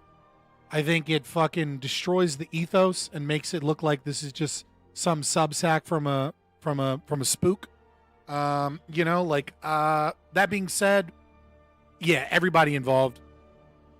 Just give them a heart attack. Just induce them with the CIA has a heart attack gun. Just shoot them with the heart attack gun. Let them, publicly die. Spook is a racial slur, No, I don't mean it as a slur against black people. I mean it as in Max Stirner calling people that are like status in some way, that are, trying to control people as spook. And then eventually that became a term for people that work in the State Department or like, like in intelligence, that are like, et cetera, et cetera. Also, you're 1/8 black, so you can say it. Yeah, I feel like I'm too white passing to get away with fucking racial slurs. I'm way too white passing for that.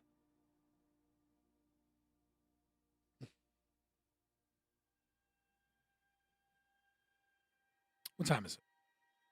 7:41. I don't know, guys. I don't. Yeah. Seems stupid to me. I just like I feel like I read these things now, and like I used to have this like righteous indignation that came from a sense of shock. But now I've lost the shock. And so because I've lost the shock, I have less of that righteous indignation because I'm just like, yeah, this is what corporations do. like it's been decades of me understanding. You know what I mean? It's like, oh, okay, yeah, that's what they do. That's, of course, Moderna killed a kid and then tried to hide it and lied about all of their research results. Duh. Somebody mentioned this earlier in the stream, and I just want to say I'm loving it. I don't know why you guys aren't loving it. I'm loving that Caleb is slowly turning, is like slowly waking up to the insanity of the Democrats. You know, like 20 times, what are we even doing here? I'm loving this shit. I'm like, that's him just responding to the Chicago serial puncher. Because they have a serial puncher. It's a guy that basically goes around and just beats the shit out of women. And he's been let out of jail 20 times. Caleb Hammer, he's the guy that does like those financial videos on YouTube. Where he's like, what do you mean? You financed the car. Right. So he's a serial puncher. AJW did a video on him from the serial punching before. All right. Like when he was only 19 times. And then they let him out again. And then he beat the shit out of a woman.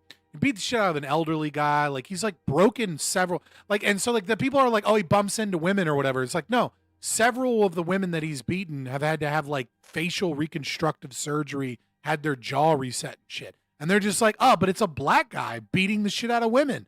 So clearly those women must be racist for existing in their white skin. We need to let this guy back out on the streets. But yeah, I'm loving that Caleb Hammer is like starting to notice. I wish that the awakening that like centrists and lefties had culminated in them like actually waking up. But instead what is happening is you have a whole bunch of people on the left and in the center that are just staying in the same place.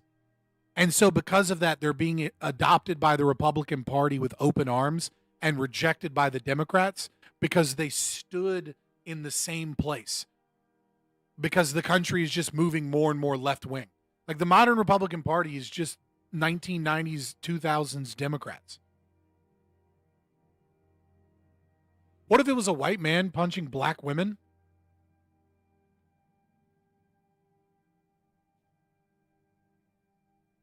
Do you guys know who Tony Timpa is? Just without Googling, don't Google, don't ruin the game, right? Tony Timpa. Does anybody in here, there's 45 to 50 bouncing up and down, does a single person out of you people know who Tony Timpa is? Two of you do know. I'm actually quite impressed by that. So two of you know. Okay, so right before George Floyd, right?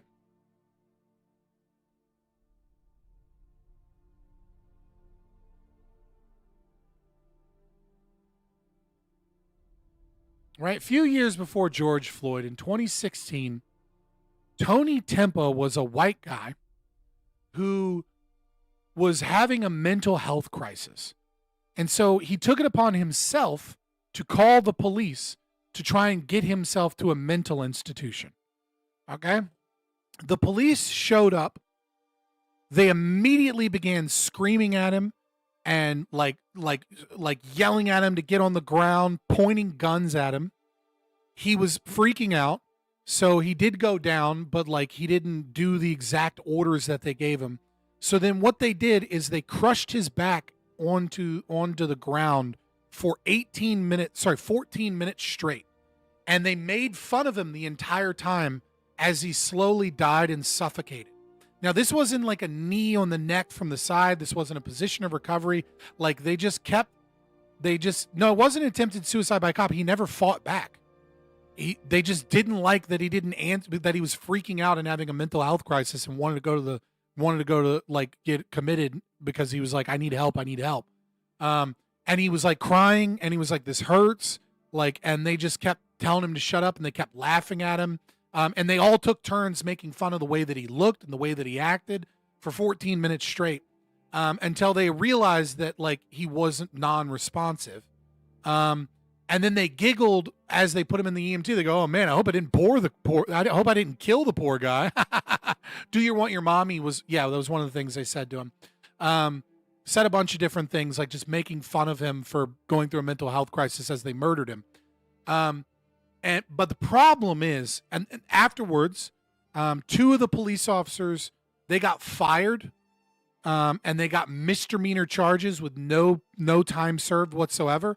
And then the other guy got like a bad thing on his record. The family won $1 million, settled out of court.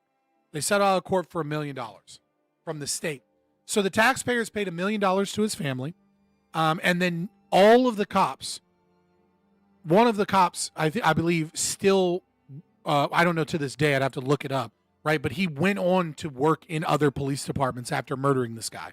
The other 2 guys got like misdemeanor charges and just like started doing other shit with their life. No jail time, no fine, no significant fines. They got a slap on the wrist. The problem was he was white and the cops were white. That's it. And so because of that, nobody gave a fuck. Not a single. Black Lives Matter was in full swing, right? Like Black Lives Matter had already had several cases, but none of them cared because they don't give a fuck about cops if the cops are killing white people. So yeah, if the serial puncher was a white guy, do I think things would be different? Everybody knows things would be different if there was a man out there that was just beating the shit out of black women and had been released by judges 20 times to beat the shit out of white women. That would be front page news every single day. Right? I mean, like you want a more recent example? Fucking who's the guy that the white cop, the white guy, that Marine that killed the Jordan Neely. I can't remember his name. Can't remember the guy that killed Jordan Neely on the subway. Was it Daniel Penny? That's what it was. Daniel Penny. Daniel Penny was front page, was CNN News every for months straight. They had to have a segment on the hour about Daniel Penny and this evil man, this evil white man who killed this innocent, poor baby angel black guy for the crime of nothing, because he was just an evil white racist. But CNN didn't say shit for 3 weeks. None of the major news media said a single thing about Irina until it went viral and people were talking about it on Twitter. If you still had the old left-wing controlled super censorious Twitter, literally no one would know Irina's name, because the media they gave absolute zero fucks about it until they were forced to talk about it. And even then they were like, white people on Twitter have made this famous. This is clearly a racial issue, from the whites.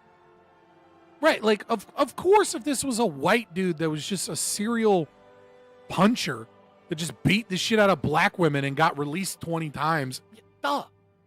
Come on. That's like such a silly question to ask. We all know. We all know that if you're white, you will get punished. If you're black, you might get punished. If you do something bad and you're white, you're going to get news coverage. And if you do something bad and you're black, unless right-wing Twitter makes it famous, then no one's going to talk about it. And that's how the cookie crumbles.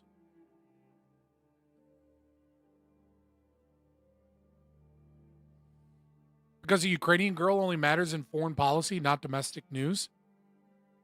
I saw some video today and it made me really angry. And I was like, oh no, I'm getting manipulated. This was just a video of rich Ukrainian people partying And then like next to it was just like Ukrainian men dying on the front lines. And they were like, look at the rich Ukrainian men and girls that are just having parties and shit. And then also I'm like, why are you using a weird font to try and get around? Like, new person comes in using a different font to potentially get around whatever people's chat bots and bots are. Like, come on, dude. Like, are you not? Is that not transparent that you're just a spam bot? Like, if you want to have a conversation, have a fucking conversation. But you're glowing like a motherfucker. Right? Like, you're just this is glowy shit. I'll give you your acknowledgement, right? I'll read it out. Your stupid glowy post. Our taxes were chosen for Israelis' genocide 5,000 years ago to turn kids into amputees and bomb churches. There's no thought behind that. It's just rage. Like, yeah, fuck Israel. Fuck every nation state, but especially fuck any nation state that's currently involved in bombing and like halfway shiesty shit. Now, war is fucking hell. Fuck Hamas. But like, yeah, fuck Israel too. Fuck them both. Fuck the IDF. If there was anybody good in that government, they would be talking about, bringing in international courts and non-biased people to return land to people based off of documentation they have and, respecting private property rights, etc. Like, I don't, like, you just come in with a random spam to like test the waters or something. It's fake and it's gay. Type in a regular fucking font and talk like a normal person or I'm going to ban you.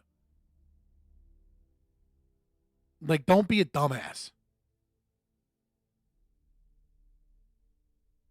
What was I bitching about? I was bitching about something. I forgot what I was. Oh, fucking media or whatever. Yeah, well, you get it. You get it, boys. You know what I mean? Like, obviously the media has a racial bias. Duh. All right. I'm about to hop in. This is very ISIS Toyota energy. Is Toyola? Is that what his name was? Why did he look the font that looks like Cyrillic almost? Yeah. It's like you just identified yourself as a bot. It's so stupid. All right, let me Oh, ISIS Toyota. Okay, I was thinking you were making fun of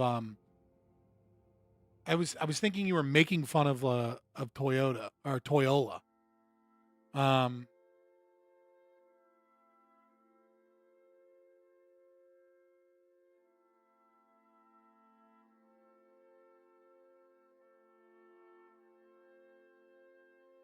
Why?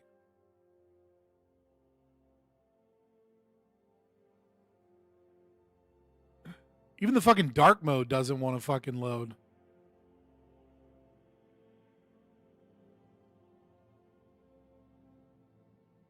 No, I just thought he was making fun of Toyola by like changing his name. Dude, fucking, why do you want to fucking punish my audience with this light mode shit? Like, what is the deal here?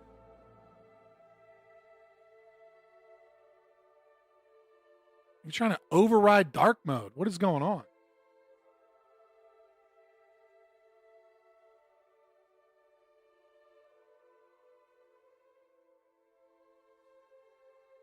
All right, we're about to hop on the panel. It's just like, it's muted right now, but it should start here in a second. I'm about to take a piss as well.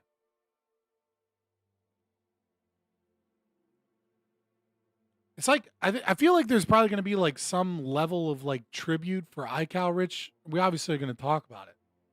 But it feels weird because like all the regulars are here. Bam is going to be here at like 9. Jebtan's coming back.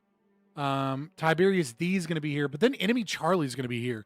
It's like, does Enemy Charlie even know Icowrich? Does she know? And Enemy Charlie is that chick that that like went hard on Andrew. I mean, he fucked her up most of that debate. He dog walked her most of that debate. But he but she got him. She got him. She dug deep on when she was like, "What about your fucking wife having, being a baby, like your baby mama or whatever, and you're a stepdad. I was like, ooh, that shit was rough. You took a piss? Dark mode forced on everything with that? Dude, like, dark mode should just be the standard. If you want fucking bright white lights on your shit, like, you should have to add an app to make that happen. Fuck light mode. She's the base sniz licker. I can't hate Enemy Charlie. I like Enemy Charlie. Every time I've spoken with her, it's been cool.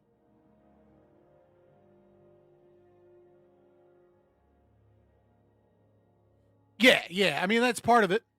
That's part of it, Eddie. Dark mode was cringe until I used it. Yeah, until it saved your eyes, and then you were like, "Oh shit!" All right, I'm gonna go take a quick piss, grab another drink, and I'll be right back, boys.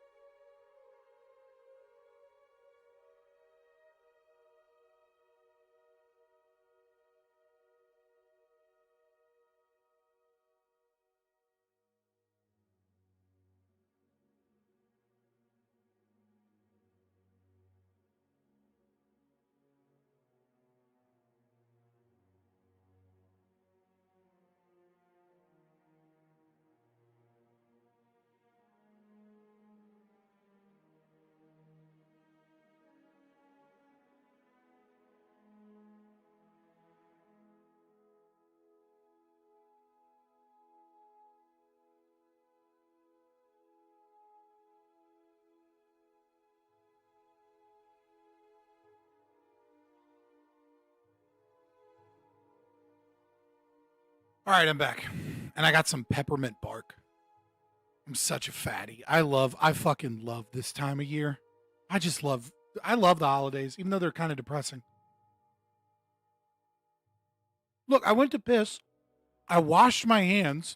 Then I went in. I grabbed a couple pieces of peppermint bark and a drink. And then I fucking came back.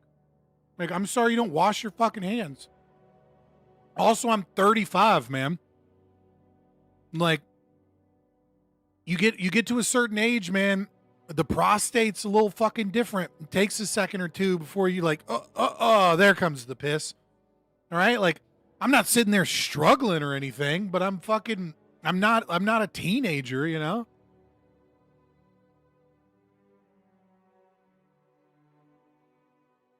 Are you that shocked to learn that I'm 35? Just use some hand sanitizer? Dude, seriously? Gross. Wash your fucking hands. Also, you're supposed to wash your hands for like 2 minutes. You're not supposed to just like put some soap in there and then rinse it off. Like, you're supposed to put your hands together, get under your fingernails, get in between your fingers, scrub the back of your hands. A lot of people forget to do the back of their hands. This might be because I'm a parent with toddlers, so like I'm reinvigorated on the importance of appropriate hand washing. Right? But I make them do their ABCs while they're washing their hands. You can't finish scrubbing your hands until your ABCs are done.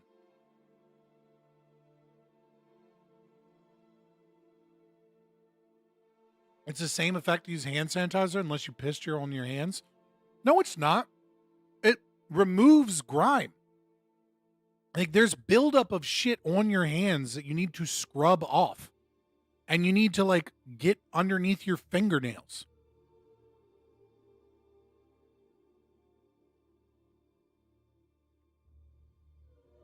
Right? Like, you're not, like, no. You're full of shit. Stop being gross.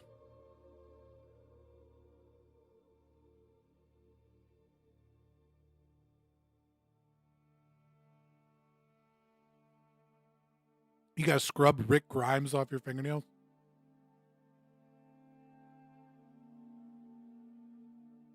What are you doing in the bathroom that you had buildup on your... Dude, underneath your fingernails is the highest concentration of bacteria on your entire body. Okay? The amount of time that you spend scrubbing your butthole, you should spend more time scrubbing your hands. All right.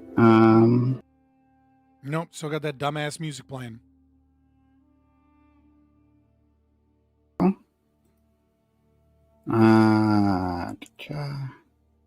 Okay. I'm arguing. I'm coming with the fire. We're starting right with the fire. Apparently, my audience is full of a bunch of fucking degenerate, disgusting, fucked up freaks because they're mad that I took too long to go take a piss. Because apparently I'm taking too long to wash my goddamn hands. No, you fucking spend 2 to 3 minutes washing your hands. You scrub the back of your hands. You scrub underneath your fingernails. You get the gunk off of your hands. You use antimicrobial soap of some form. Underneath your fingernails is the most disgusting part of the human body. It's the highest pretty bad. Per square whatever measurement you want, right? Because I don't fucking know the term, right? Of bacteria, whatever it is, right?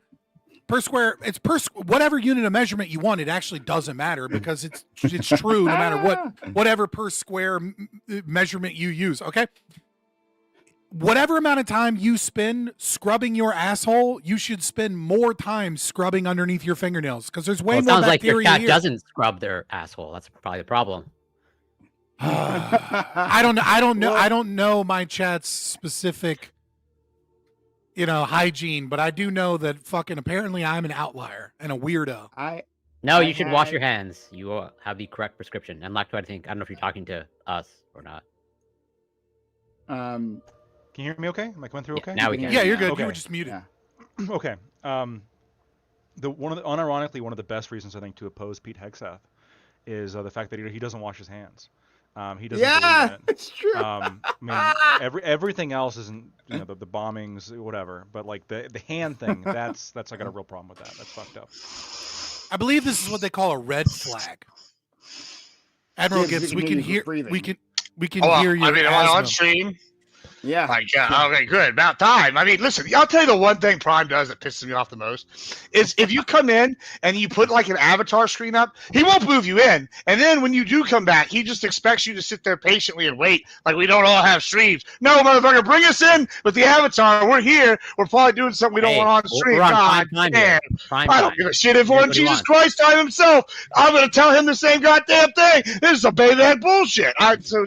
So guess what? Enjoy my asthma. That's what you're gonna get for that bullshit. I like what that dictates, Fabian. Sounds gross. Good. But hold on. I could hear Gibbs screaming from my living room, bro. What the fuck? Is that sounds about right. Yeah, it sounds about right. And you can hear him breathing from your living room. Good. You should. I hope you did. So, I had an ex-girlfriend. Surprisingly, right? A girl. Oh, wow. But no, I had an ex-girlfriend who would go to the bathroom and get back out in fucking record time. Like, first of all, she's a girl, right? Suspicious. There's no way I'm like your Detective Dokes in the living room, just like. I was like, I've been trying to time her. Surprise, motherfucker! You just open the door and she's not washing her hands. There's no way that she beats me going to the bathroom, right? Like, I just pull my pants down quick and take my dick out and pee. Right, because you don't have labia, presumably. Yeah. Right? Like, presumably you don't have labia, right? Like, so you have less to wipe. Yeah. You know what I mean? Like, presume, dude. Way to presume. But it's crazy how fast she was. I was trying to wrap my mind on how are you doing this? Like, Apparently, this is a self-report that you get dirty pussy. maybe, yeah. I mean, logically speaking, yeah. But like that was a great mystery that I was never able to solve before we broke up. But no, you're right. I try to make sure I scrub quite well. I don't think I scrub over my nails well enough. I think that would be an accurate criticism of me. But I do my wrists, right? I do my wrists and above my or below my wrist or whatever, right? I do like down here as well. Because like if you're wiping, right? You're wiping, you put your hands underneath. Your hand is touching like your wrist, it's touching the toilet and stuff, right? And germs anyway spread down below the wrist. Yeah, you're touching the rim, right? Like the seat. Of the like the top of my wrist, kind of maybe sometimes. Wait a minute, hold on. No. Wait, Okay, do you guys, reach from hold the on. back? No, I don't reach from the back. I reach from the side. Whoa! When you wipe, you go from the side like this. Hold on. Okay. All right. Now. Okay. Now you guys are fucking. I don't know what. Okay. Got into. Hold on. Wait a minute. Hold on. Now we gotta, I'm like, how are you touching the toilet when you're wiping? This doesn't make sorry, any sense. Here, one sec. Hold My on, fridge is yelling at me because I didn't. Charlie, I do apologize for what you just walked into. Things are. I have no idea. All I heard was something about the toilet. Yeah, and that's you've already heard too much. Okay. Just so you know, this when I'm isn't wiping- toilet humor. This is toilet serious. Continue. No, this is toilet logistics. When I'm wiping, right, I take a bit of toilet paper, right, and I put it under me, right, and I do my business there. I wipe, okay, all right. But like oftentimes, right, like my wrist, it comes in contact with the seat because it's under me. The seat is under me. That's where there's a space between my thigh and the seat. Then that's where my hand goes. And All I'm oftentimes, hearing, yeah, my all wrist I'm touches- hearing is that you don't own a squatty potty, and you need one. It will don't. change your life. Trust me. Also, you can get $30 bidets on Amazon, easy to install. I Life changing. want a bidet. I actually really do want a They're bidet. they're so nice. Yeah. Also, What are you, I'm not gay? using the right mic. Wait, what Yeah. I think Charlie, you're you using the wrong mic. At least it would Yeah, it seem sounds like like you you're have a using the better wrong mic. quality mic. Yeah. But it doesn't sound like you have a good quality mic. Yeah, It just might go have into the picked up your settings. cam mic. Yeah. But hold on. Am I the only one? I'm not the only one whose wrist touches the seat, correct? Lactoid? You might have gigantic hands. Because I have I do. recently touched the wrist. I go from the back. Brother, I go from the back, I am so it is brother. more room. I'm a giant human being all around, and I do not have this issue. This is Yeah, I this was is gonna something say- you need to figure out. Kai said that there's a gap between his thigh and the edge of the toilet seat, and I think I might just have thick thighs because there is no gap for me between the thigh and the toilet seat. It is my thighs are No. suffocating it. I'm leaning to the side. I lean to the side. Yeah. And So that's why I asked. I asked, do you do this when you wipe? And you were like, you looked at me I and didn't know what you were talking about. Yeah, I lean. Yeah, of course I lean. Right. Okay. And so in that space, that's where my wrist touches. I feel like you just need to lean more, brother. Like something's going on. Where like Why would I have hey, to? I can just wash my- I got this revolutionary wash my concept for you. Are you ready for this revolutionary concept? All right, I'm gonna blow your minds. All right. Gabe All right, doesn't watch wipe at all. No, check this out. You just stand up and then you wipe, and then you get everything. No, because when you're then trying to you reach wipe. under here, all this shit, No. you're gonna miss shit. That's a You're gonna bad- miss shit. That's a no. That's No, a bad no. idea. No, it's a Because good it can idea. fall. Just use more toilet paper. It'll be all right. Flex can fall.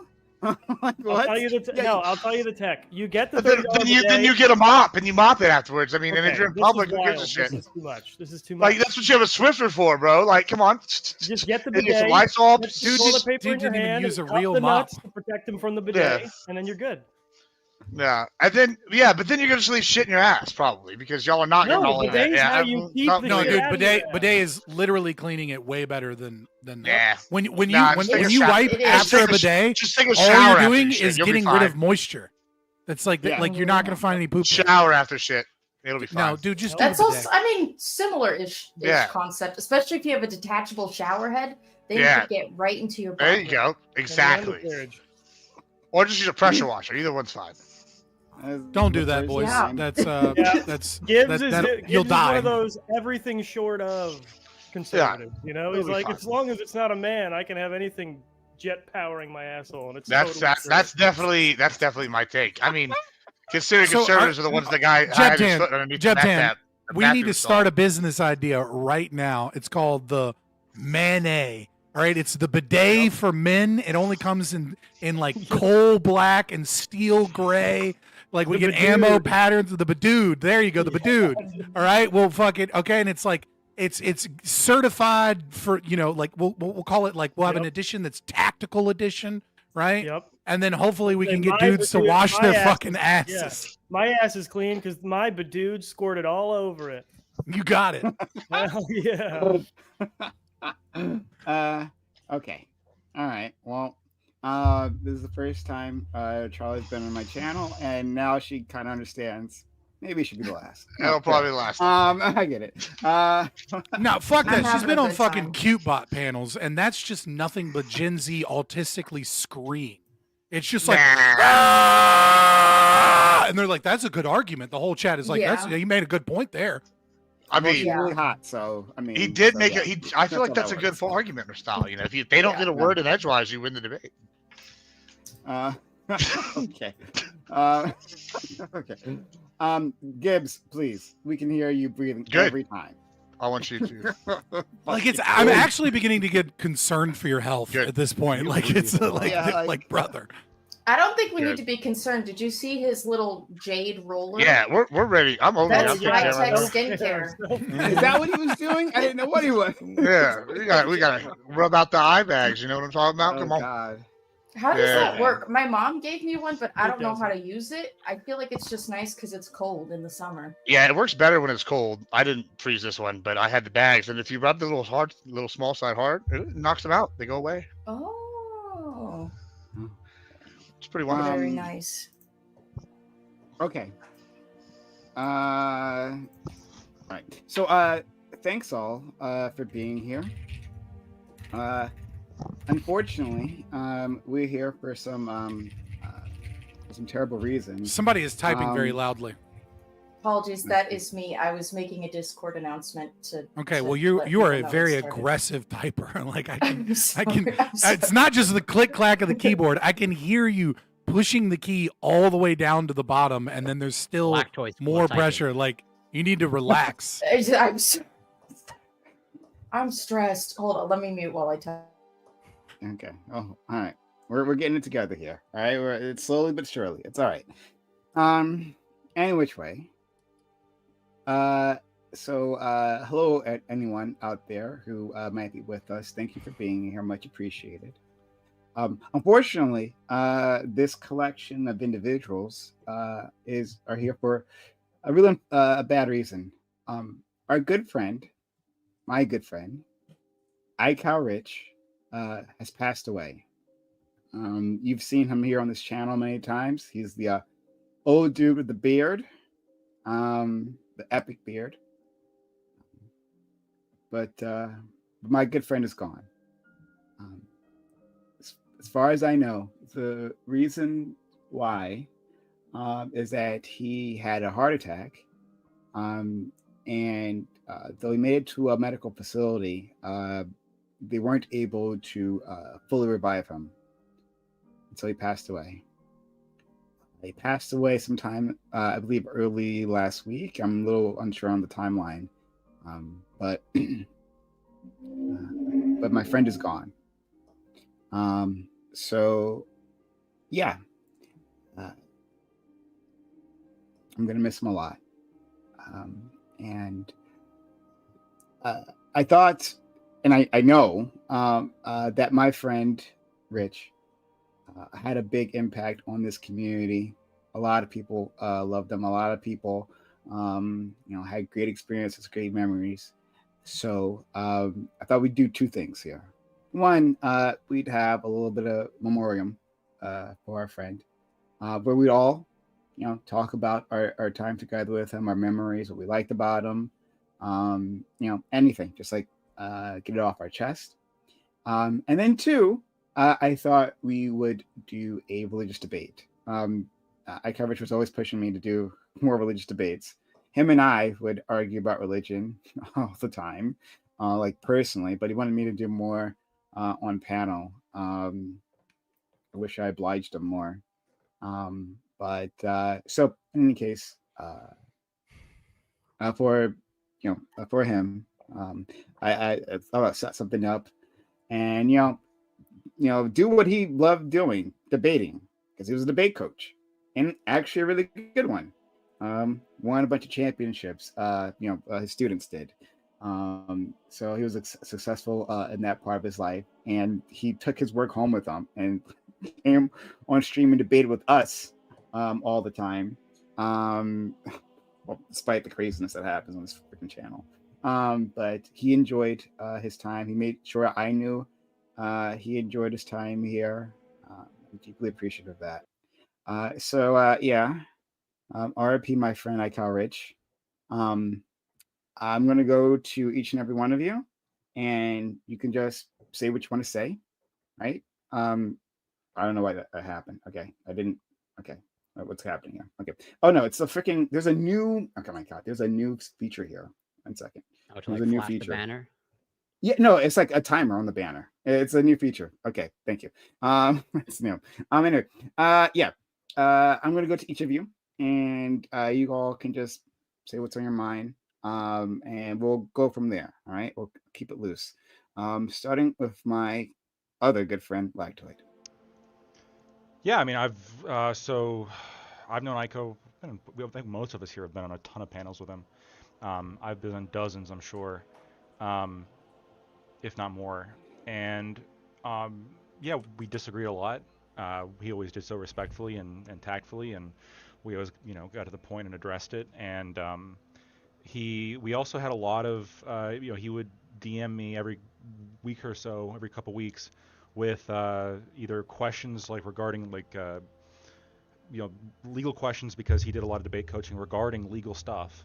And so he would reach out to me on that, or just he would send me some clip or some article as to the most recent crazy thing Trump did, and say, hey, do you still when's enough? Do you still support him? That came every couple weeks as well, because Trump makes it easy to throw in something every couple of weeks, and I'd always respond no, and every here's couple why, days, and then it'd be no, here's why, and then it'd be a kind of a longer back and forth. I mean, there's really not. I think I thought he was I think he was a good guy. I liked him. I think that the mark of a good person is when you vehemently disagree with somebody that you like them, and I think that he was an easy person to like.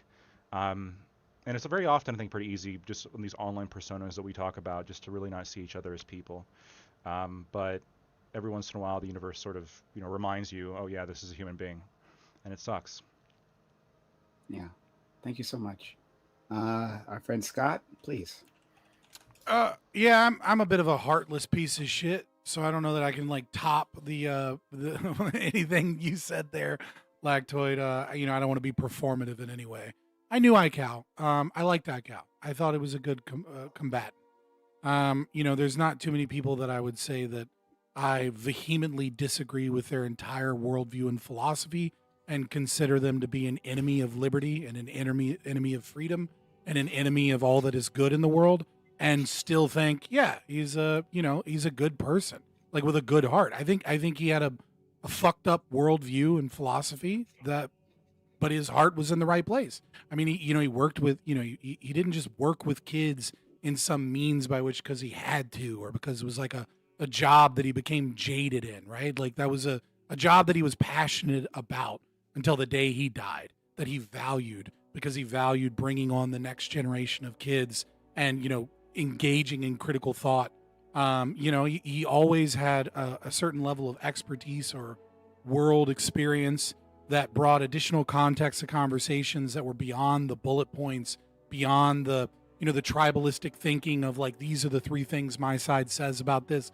But he's in 1417, ecumatorial documentation from the Vatican shows, and I'm like, fuck yeah, dude. You know what I mean? Even if I think what you're about to say after this is dog shit wrong, I love that you brought in this context. So, rip to one of the good ones, rip to somebody that actually had their heart in the right place. But I'm also not going to sugarcoat how I feel about statism, or how I feel about, his political or moral philosophy. Like, I think it was wrong. I think it was bad. But I don't think the world is a better place because he's fucking gone. I think the world's a worse place because. Same here. Quick super chat from our friend FQ. Bless you all. Heartwarming that so many are here for Icowrich. Merry Christmas to all, and to all a good night. Thank you so much for the kindness, and thanks so much for being a supporter.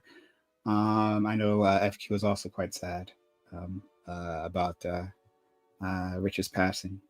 Let's go to our good friend Corey.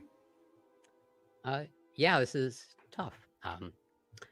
Rich was that rare combination of wit and wisdom, at least in my opinion. And of course, he was truly one of a kind because those qualities were combined with a magnificent beard. My heart sank when I was informed of his passing. I never met him in person, but I did have many hours of conversation with him. And so this feels like losing a close friend. In his absence, there will be a deep void in the Twitch space. So I can only imagine how deep that void will be to his students and the people that knew him and cared for him in person. I'm not a religious person at all, but events like this make a small part of me want to be religious, because when I think of the people who I think deserve and I would want to be in the heavenly afterlife, Rich is absolutely one of them. I will miss his wit and I'll miss his wisdom. Absolutely. I'm right with you. I'm right there with you, friend. Next is someone we haven't had here for quite a while. Our friend Ty from way back in the day. Ty, and I understand that you were quite close to Rich. You even actually had the deep pleasure, which I'm jealous of meeting him. So yeah, tell us how you feel. I'm still working on that one, and not to overly go into the details, but this is my 4th death since June that I've had to deal with on a personal level, and I'm just completely overwhelmed. On certain levels, I didn't have the relationship with Rich that I kind of wanted to. Like, I didn't know his deepest trauma that he wakes up with to deal with every day. We didn't have that relationship, but we definitely had the relationship where, we talked a lot, and he was not only in just this community, but the Twitch sphere alone. I would talk to him in Leafy's community or even other communities. I can't tell you how many hours this guy spent just talking to people, even when the camera was off, which I loved him about that. But moreover is, I had a tremendous amount of respect for him, and it really just came down to the fact that I had to be on my A game to not come off as the fool whenever you deal with Rich, because he is firing on all cylinders, and let's be real, he practices this. He teaches people to debate. So it was fun. It was challenging. It was also wanted to pull my hair out so many times because it's just I'm getting dunked on, but I still have a point that I actually want to make, and I feel like I don't make it sometimes.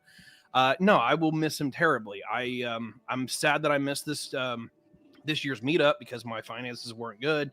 I thought I'd have plenty more options to see him again, and then he's just he checks out. Just for the details, Wednesday I think it was the 19th. Yeah, Wednesday the 19th, he had the heart attack. His sister pulled him off life support the day after because they basically figured out he was brain dead. I'm sorry to say that. And then he finally passed last Friday is the information that I have. I will terribly miss him, but damn it. Anyway, you Prime. Thank you for filling that in. I didn't know exactly. I was just giving a short bit blurb, but thank you so much. Let's go to our friend Gibbs. Yeah, I mean, Rich is great. He, my favorite thing about Rich is he was a night person. I'm kind of a night person, so I feel like many of these marathons I've been doing, he would be there until the wee hours of the morning. You'd be talking to him, or someone else just said they'd be off stream. You just talk to him about random stuff. I was talking to Charlie, I think, yesterday, and I mentioned, he called me while I was out, at Wurstfest, which is a big German festival, and I'm hammered.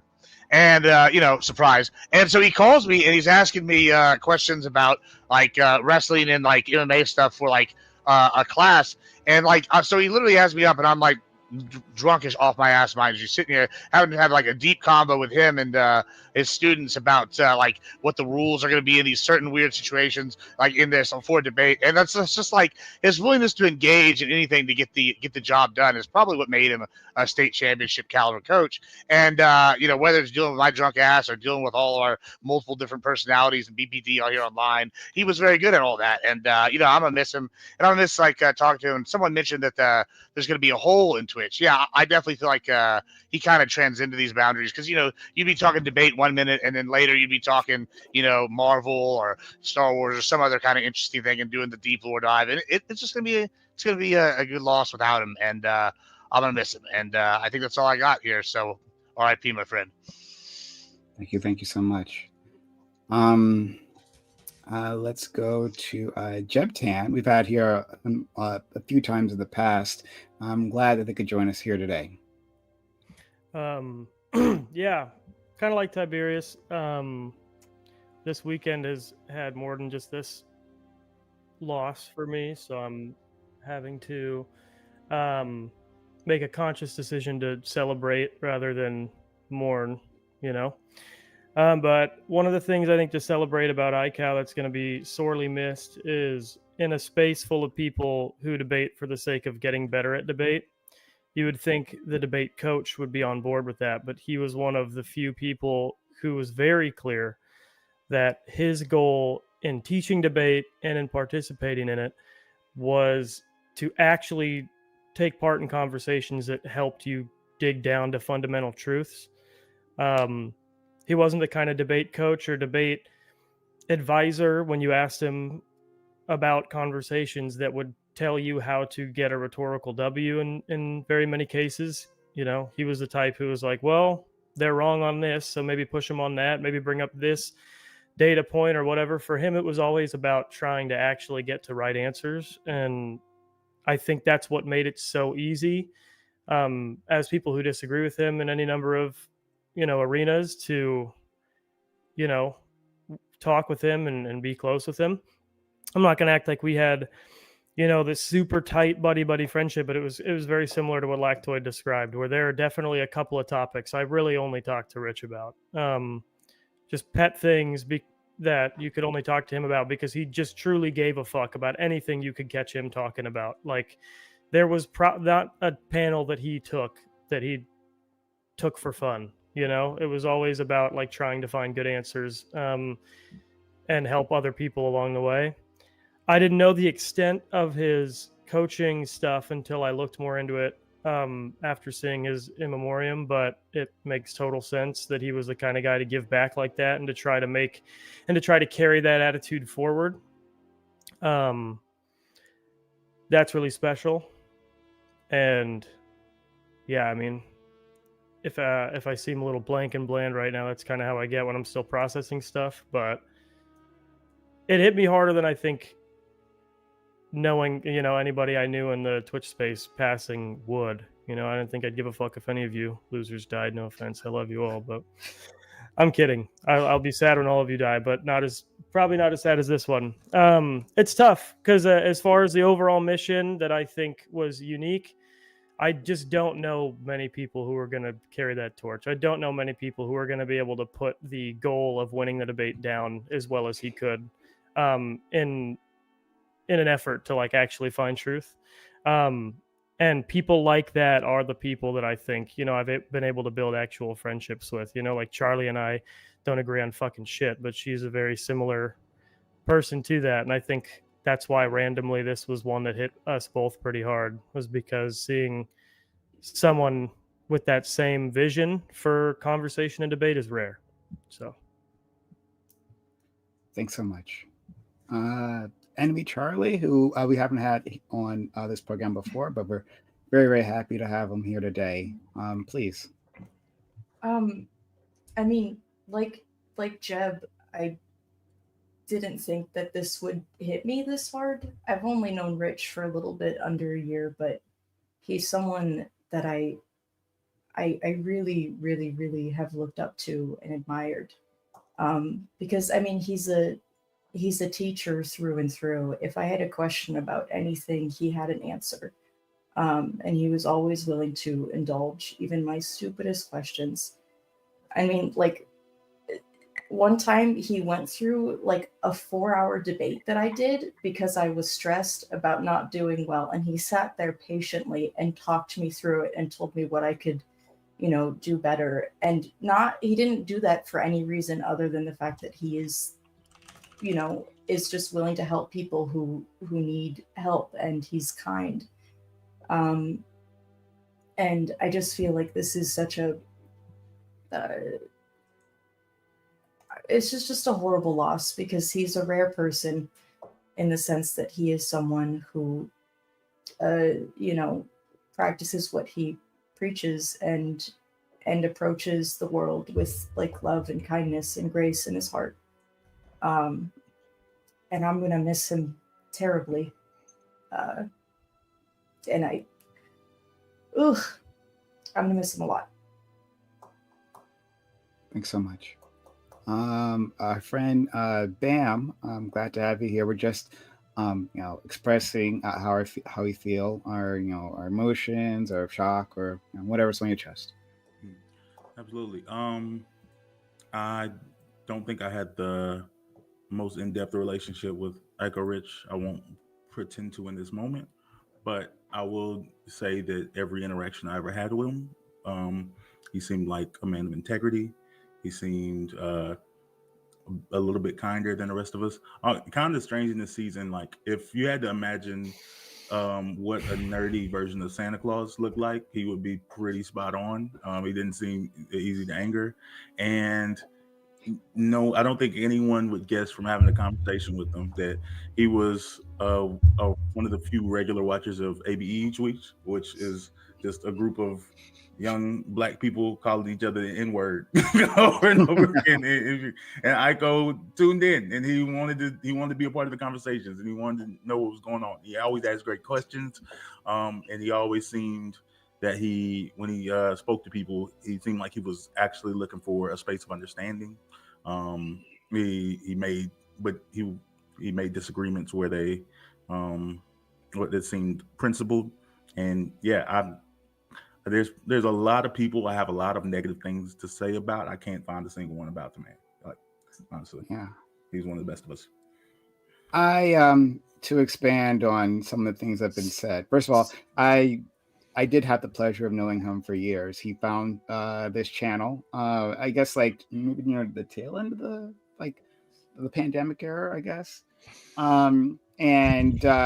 He just like jumped right in. He's like, I want to be a part of this. I'm a debate coach. I'm like, oh, okay, sure. I don't know why you want to be here, but like, thanks for coming through. I did not expect what I got, which was like literally a gentleman and a scholar.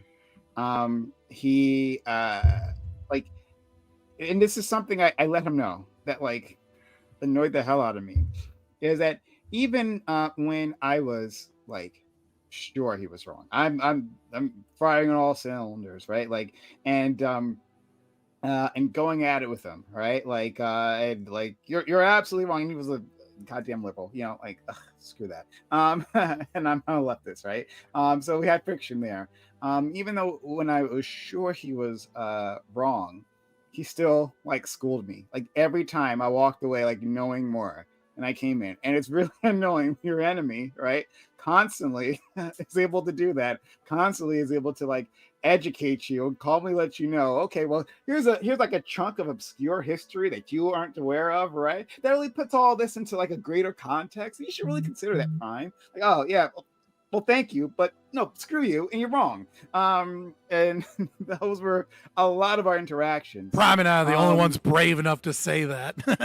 Yeah, absolutely. No, absolutely. No, he wouldn't like it if I pretended otherwise. In fact, that's what he loved about like this community, my community, and then others, right, who have similar spaces, is that he liked the exchange of ideas, and he liked the contention, right? He wanted to find people he disagreed with and have really fun conversations with them. He was exactly my people. He was exactly my people. He was interested in pretty much everything I was interested in, right? He liked the anime, he liked comic books like Star Trek, right? We would talk about that all the time, right? We would relate things even on panel, right? You saw it.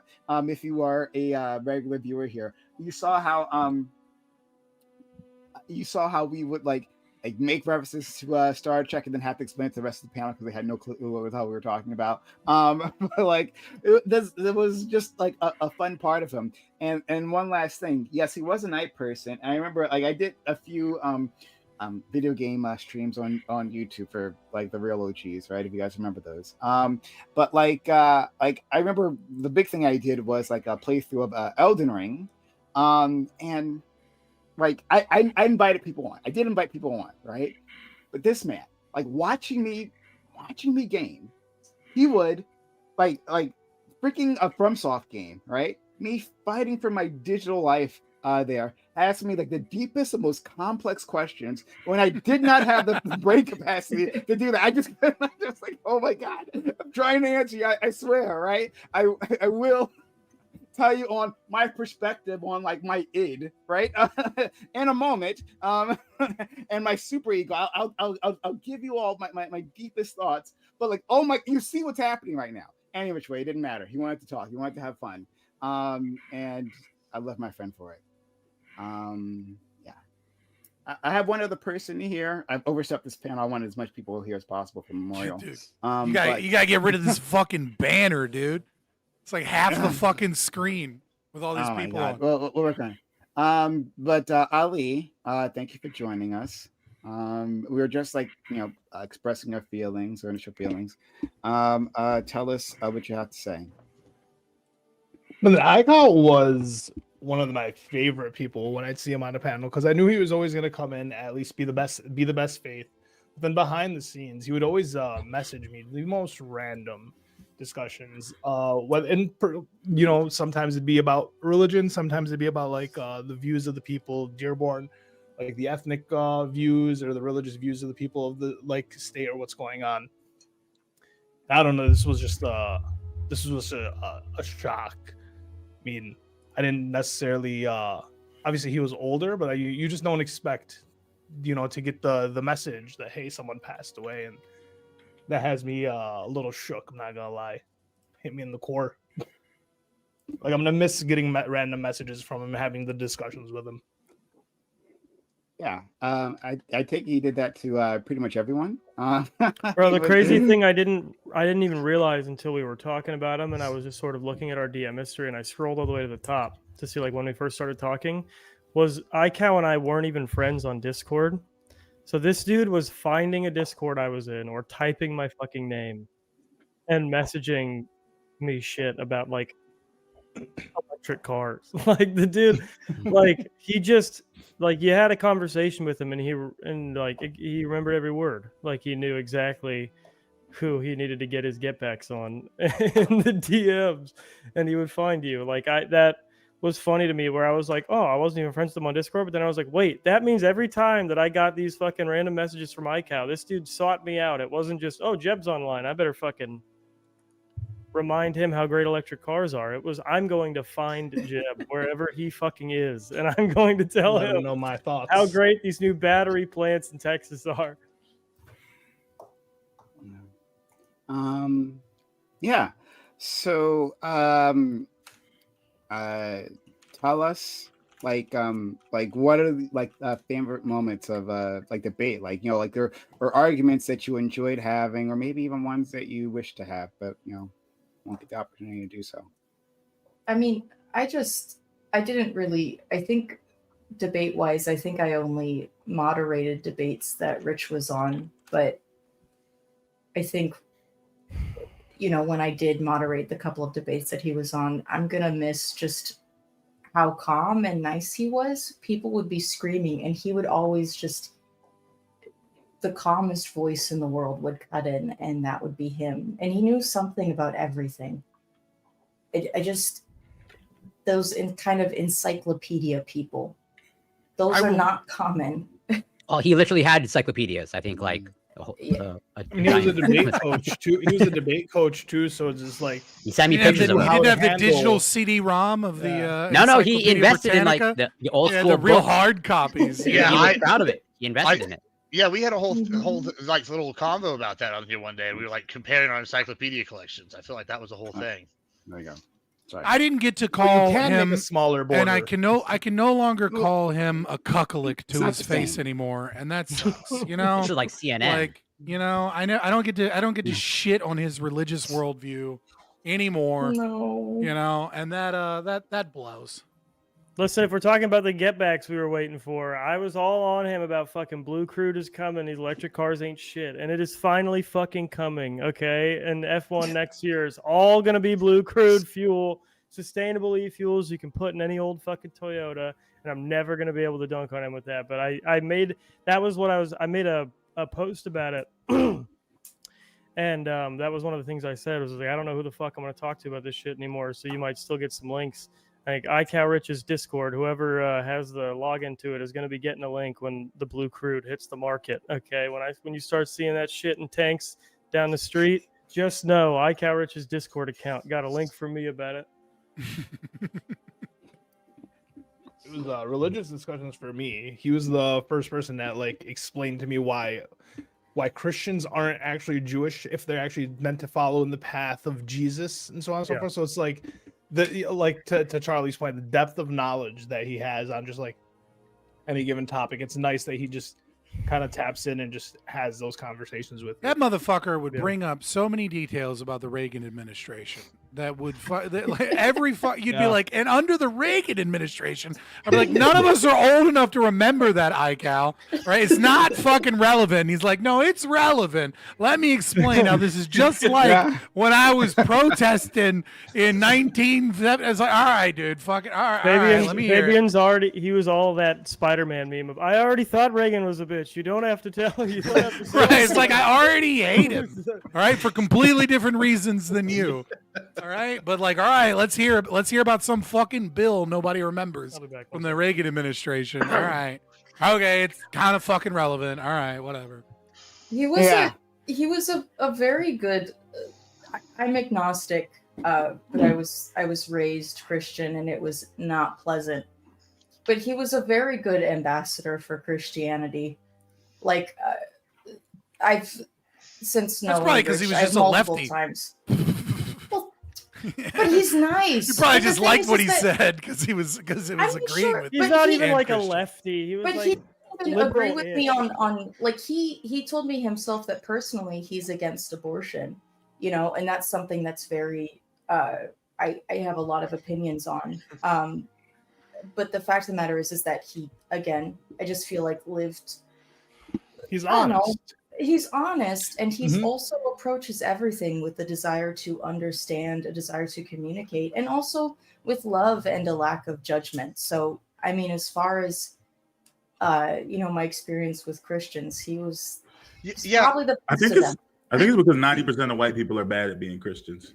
Well, he actually lived his values.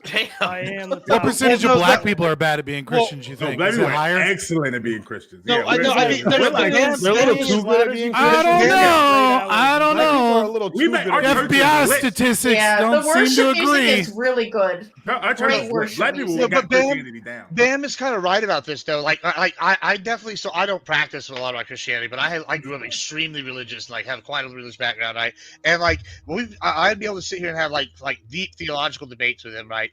And then it'd be like, and then, well, what are you personally thinking? But yeah, but you don't live this way. Why? And then you talk, like, you'd be able to go into the depth and like the nitty gritty, and then you would like have his like actual like the canon law to go with why he believed it, as opposed to when Bam says people are bad at being Christian. Like, these people go on like mass, don't ever read their Bible, or they show up like only at Christmas and Easter. Yeah, my daddy was Christian, so I'm Christian. And like 90% of these people are like, Christian name only kind of thing. And it was like very refreshing to be able to like have the deep combos with somebody that was like actually could defend why they believe what they believe, like within the religion. I enjoyed that quite a bit. Well, it wasn't even a capability thing. You're a minister, Gibbs, so you know what it's like to have good. That's true. He's an online minister, in case you didn't know. I am. I am. Anybody needs to get married. I did that No, for a but it joke was- too. the thing about it was like he had all the tools to be a fucking dickhead and like win conversations by trying to win conversations, and he just did not give a fuck to do that. Like he genuinely was like one of the most like I'm gonna argue from the heart type people, and I'm gonna take a second and say my ums and hums to think about what I'm gonna say before I say it. He was not afraid of getting cut off because he couldn't formulate things. He didn't have any quick hits that he prepared before debates. It was always like you were getting 100% Rich whenever you heard him respond to anything you said. Did it for the love of the game. Yeah. And it wasn't even a game. It was like he actually genuinely cared about the outcome of each conversation. And in times when I felt fucking stupid for doing that, like having a dude like that around all the time in these spaces, like almost everywhere I go in Twitch, he was there, was very cool. And I don't think there's anyone that's going to replace that. And so we're just going to have to remember him when we're wondering if it's even fucking worth trying to have honest conversations in this space anymore. That's Mm, so real. That's a really good point. I'm just gonna keep Yeah. trying to win because I'm right. Never change, Fabian. Never change. Look, man, I'm an asshole, but I'm an honest one, all right? Hey, amen, brother. I can respect that. So something that Doesn't mean I didn't we're like all- Rich. I liked him. All right, I'm just gonna put that out there. I did. Say it. Something we're all touching on, and oh my God, Gibbs, please with the breathing, please. It's rough, man. Like you might Muted. genuinely need to go Hold to on, the what's doctor. crazy? What's You were not crazy is muted. I was muted, and then like this Please time I with did it the on purpose. breathing. And it's been y'all been keep saying it because I wonder, but there's somebody else with a crazy ass thing that's going on here. All right, Is it's it not me? just I know that my No, mic it's is. why. You are also breathing, correct? I hope so. If you could cut that out, please. The Okay, breathing all thing. right. If we could just Oh my stop God. that. Okay. All right. So we'll see. All right. Anyway, something that we're all like touching on, but like not explicitly jumping into, is the fact that our friend was a Catholic, and I mentioned it several times. Yeah. Hold on. A second. Hold on. Okay. Right. All right, Scott. You don't have to win here. Okay, Scott. I don't know why you Always, feel like I will that's win. the I will moment. win. You have to win. I will win the competition of who is right on this in memoriam. All right. Okay. All right. So, friend was Catholic. I'm just and trying to he laugh, really, man. I'm just trying to have a good time. I'm not trying to be a dick. It's cool. It's cool thing. And he enjoyed these back and forths. I think he really enjoyed our back and forth, Scott. Right? I think he really enjoyed our like relation, watching us like go at it, because I think he just loved the argument, right? And who would say what, and you know, like what will be like the next turn of phrase or debate tactic we would use. So yeah. But in any case, yeah. So he Catholic. But like he really, it's not just he was like a Catholic, right? And he, like, as our friend Gibbs was saying, understood Catholic doctrine. He like read the Bible. He could quote me passages. It was like, yeah, here's Prime in our debate. Here's what you don't understand, right? And not only could he quote me passages, he quoted me the history behind the passages, right? And so he like gave me a deeper understanding of Christianity. I grew up Christian, not Christian anymore, but he gave me a deeper understanding of what I was arguing against. Once again, educating me all the goddamn time, really fucking annoying.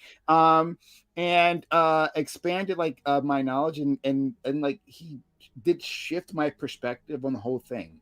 Even if you know I still have my views, right? Like I am a better debater, like in the religious space, because of him.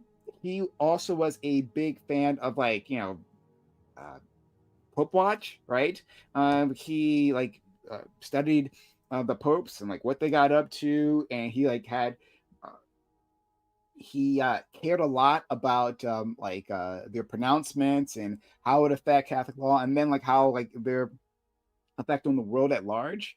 That was a big thing for Echo. So he would always like, you know, talk to me about it, and I'm like, does this really matter? He's just a pope, like whatever, right? But then he would explain to me how this is really a big deal, Prime. Like you don't understand it. I'll walk you through it, no problem, right? I will patiently walk you through why this matters. And hopefully it'll have like reverberations into the future, because we're excited about the current Pope, like a lot. We had conversations about that, and he really wanted to see what Pope Leo would do. Right, he wanted to see like how he would like shift the church.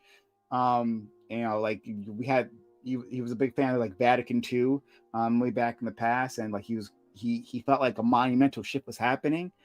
And I know he was looking forward to seeing what that would look like. And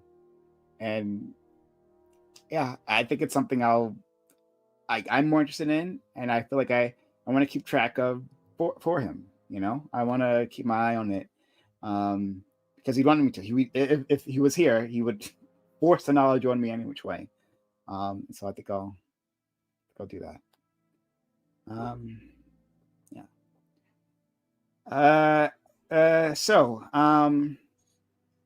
So those were the debates that we didn't actually get to have. And again, I wanted to have more like religious conversations with my friend.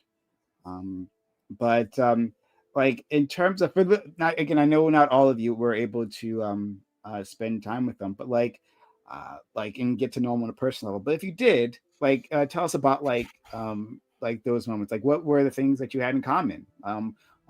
What were like, outside of debating strangers on the internet, right? Trying to prove you're right for internet points. Like what did you share with them? What drew you to them, if you had that privilege? Well, I can only speak for myself. So, as mentioned, I had, as also I think Scott and others have brought up, of he would very often stay after stream and he would converse with you like off stream and all that stuff. And I had many hours of conversation with him, both after stream and off stream, sort of in private. And also one thing that I also enjoyed is like when he was on panel, or rather we were together on panels, like he would, as no surprise, let's say me and Rich would generally have be on the same side or have the same positions, and we would sort of like be having sort of a separate DM conversation back and forth in terms of like trying to bolster our points, or how he would even like help me to respond to someone's argument instead of him making it himself. But one of the many conversations that I had with him off stream that, let's say, I relate to him with, I don't want to share details of Rich's life that he doesn't want shared, but let's just say one thing that we had in common, let's just say he was taking care of a family member, and I would say, based off of the circumstances that I know that he shared with me, this was like a major responsibility for him. And I'm sort of in a somewhat similar situation with my grandmother. And like, he was not, at least as far as I know, he was not one to complain. But like, it was at least clear to me that just based off of his values, he felt like he had an obligation and he cared for this person, and he did everything in his power to care for this family member. And regardless of the burden, I know that he did his best to do that. And yeah, we had many hours of conversation around that in terms of the challenges of caring for a family member in that state. I empathize with that. Thank you so much. Ty, I know you had some conversations. Yeah, I had to dig through my Discord because I was just trying to remember, like, hey, how long have I actually known this guy? And I actually looked. It's been almost 3 or just over 3 years. It was August of 22. And he reached out to me. He's like, hey, people keep telling me that I need to talk to you about energy policy. I'm like, yeah, probably, something along that line. We've had a lot of conversations. I feel bad that I have not really talked to him a lot in like the last 3 months, but I've personally had to check out. Like, I've pretty much been retired from this gig. So thanks for inviting me. I really appreciate it. But like, I was kind of putting this behind me to some degree. And then Ridge passing was something I wanted to circle around to, I wanted to circle around to be doing some of this stuff again at some point. But Ridge passing is kind of really fucked with me on that regard. Cause like, you all say it's love for the game. Like, for him, it was a legitimate passion. It was something sacred. It was more than just something he enjoyed. It was something that he actually legitimately valued. And I don't think it was just because it paid his bills. I think it really came down to like, there was something innate to him that he just very much loved about this kind of thing. And I'm not always on board with that. like that's been one of the struggles for me in dealing with this, is that there's so many things I learned from but like the ultimate lesson that I kind of wanted to, you know, go through in life together with him with, now I have to do it by myself. That sucks. Yeah, when I said it, I meant like for the love of the, like he loved debate. He was a debate coach. He was a teacher, right? So I felt like him coming and having these discussions like not only helped him in like his like career in his life, but then it was like an outlet for him as well. Like he got to like I'm going through the DMs now, and it was always something he was like teaching me, man. It was always some random shit, and just the respect that he had. Like I am Muslim, he's Catholic, and so like this understanding that I'm not necessarily like religious, like I'm not big religious, but like culturally, and the understanding like of like what Sharia is and how people don't understand all the bullshit that's happening, and it just always felt like a teaching moment when he was like messaging me with some random link and then going into depth. He knew too much, man. He knew a lot. Too much, bro. The guy definitely racked up the XP for his particular level, right? Like he did not lack in that regard. If anything, I'm jealous of though, it's his patience. Like he let so many fools like get away with shit that I would just not suffer, and he just sit there and just fucking like take it, and he just wait you out. Like there's so many things to admire about this man. There really was. It felt shocking the one time Rich asked me a question about something. It was Tolkien related, and I was like, "What do you mean? What do you mean my two favorite Catholics aren't intimately, you know, knowledgeable about each other? Like, what's going on here? Like, this is shocking. How do you not know something?" But it was. That experience was nice because I felt like I got to give back a bit, because I annoyed the shit out of him. I know I did. No, I probably not. I don't think he cared, but I would spam him with questions about like anything I had been talking about that I didn't feel 100% on. Which, thank God. Yeah, he was a teacher through and through. I think it's something we just keep hitting on. And that like he enjoyed sharing knowledge, like watching people grow. Again, like I said, like this guy is really like of my people. I look back just like you guys did, and my first message to him was June 26, 2022. He must have come, and I'm looking, it's 4 a.m. in the morning, so that was the end of an open panel that we were doing. He must have jumped on. I'm like, oh, this guy's great. And I'm like, hey, I would love to have you for Reverie. But he like, yeah, so I think he liked like watching people grow and like to struggle with new ideas, introducing that and seeing what they would do with it, right? Which is what I like to do. I like and I've told him this, and I told many people this, right? You know, like the people that I respect the most are those who show like the ability to think critically, right? To wrestle with ideas, like a new piece of information, watching them do that in their heads, and then spitting out something novel, even if it's not something I necessarily agree with, right? Like it doesn't matter if they're on the other side, if they're a conservative or even more so liberal. Like I want them to I want to see them able to like transform something, like taking something and like integrate that into their worldview, right? Rather than like spitting out like talking points, because that's all they have to offer, right? Those individuals I love, and I'm sure that Rich loved that too. He loved seeing that process. And so he just gave you like a bunch of information. It's like, okay, how are you going to handle this, right? And if I give you more context, and I did a bit of research while you were, you know, blathering, and here's what I found, right? And like, how does this change your perspective? And like, I don't know if he like necessarily considered it teaching like the entire time. I'm curious. But like I think it's just something he did. I think it was like an affect of him, right? I think that's just like a part of his personality, rather than okay, right? Yeah, putting my teaching hat on. Instead, it's like, hey, like I like having these people around me like think of new and greater ideas, right? I like seeing their path forward, and so like I'm just going to keep throwing these little tidbits out, but also because he enjoyed it, right? Another thing that I was never a huge fan of, but my friend Rich was deeply a fan of, was Shakespeare. He was huge into it, huge into the history of Shakespeare, huge into the plays, right? He told me about like his story of like coming across Shakespeare and how it changed his life. He had a whole like radical change in perspective. Before he wasn't even a teacher, he was doing other things previously. And then he like stumbled upon teaching, and he realized like that's like what he wanted to do.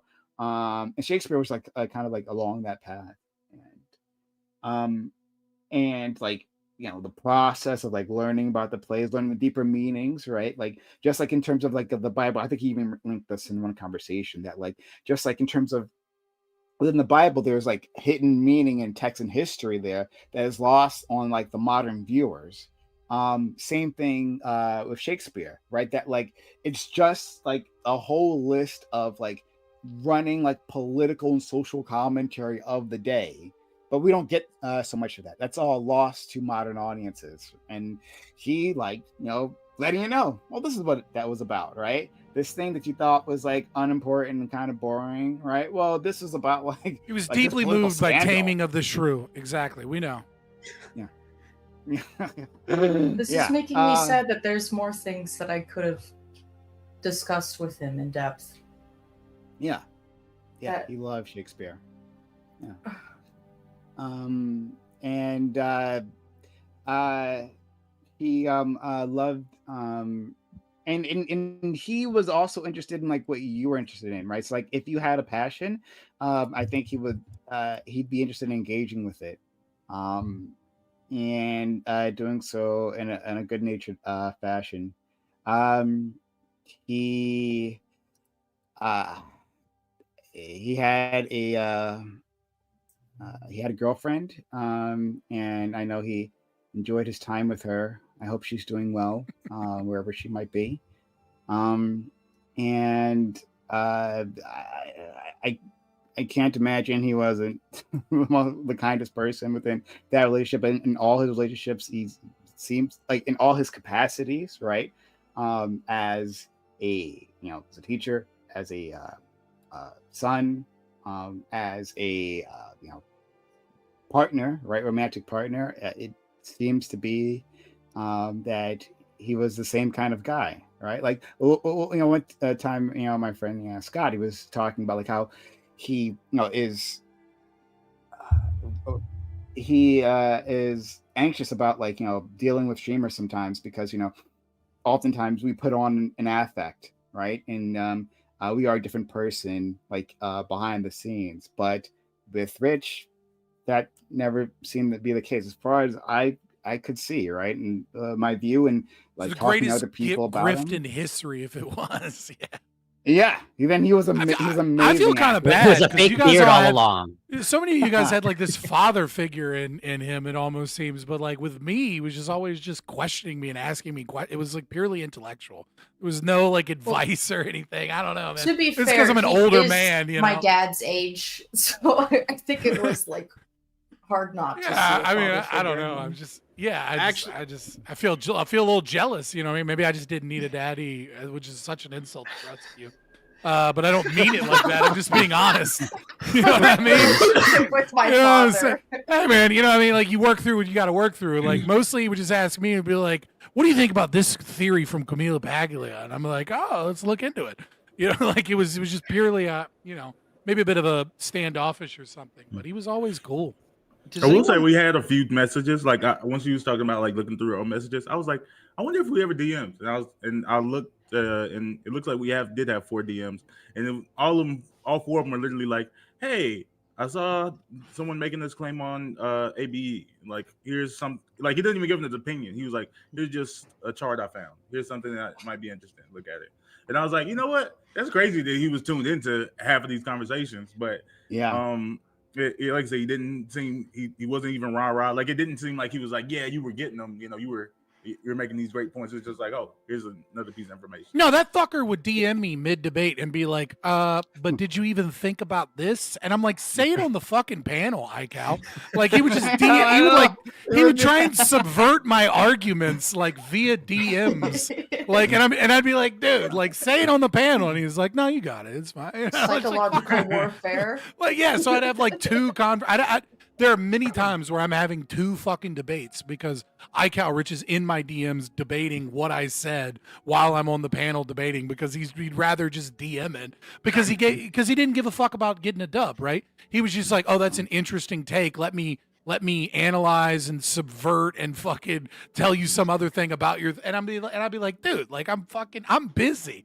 but it was a sign that he actually gave a fuck. Like this was an interesting point you brought up. I want to analyze or critique this point you brought up, and I can't get a word in on this panel right now, so I'll just DM it to you, and you'll get to it whenever you get to it.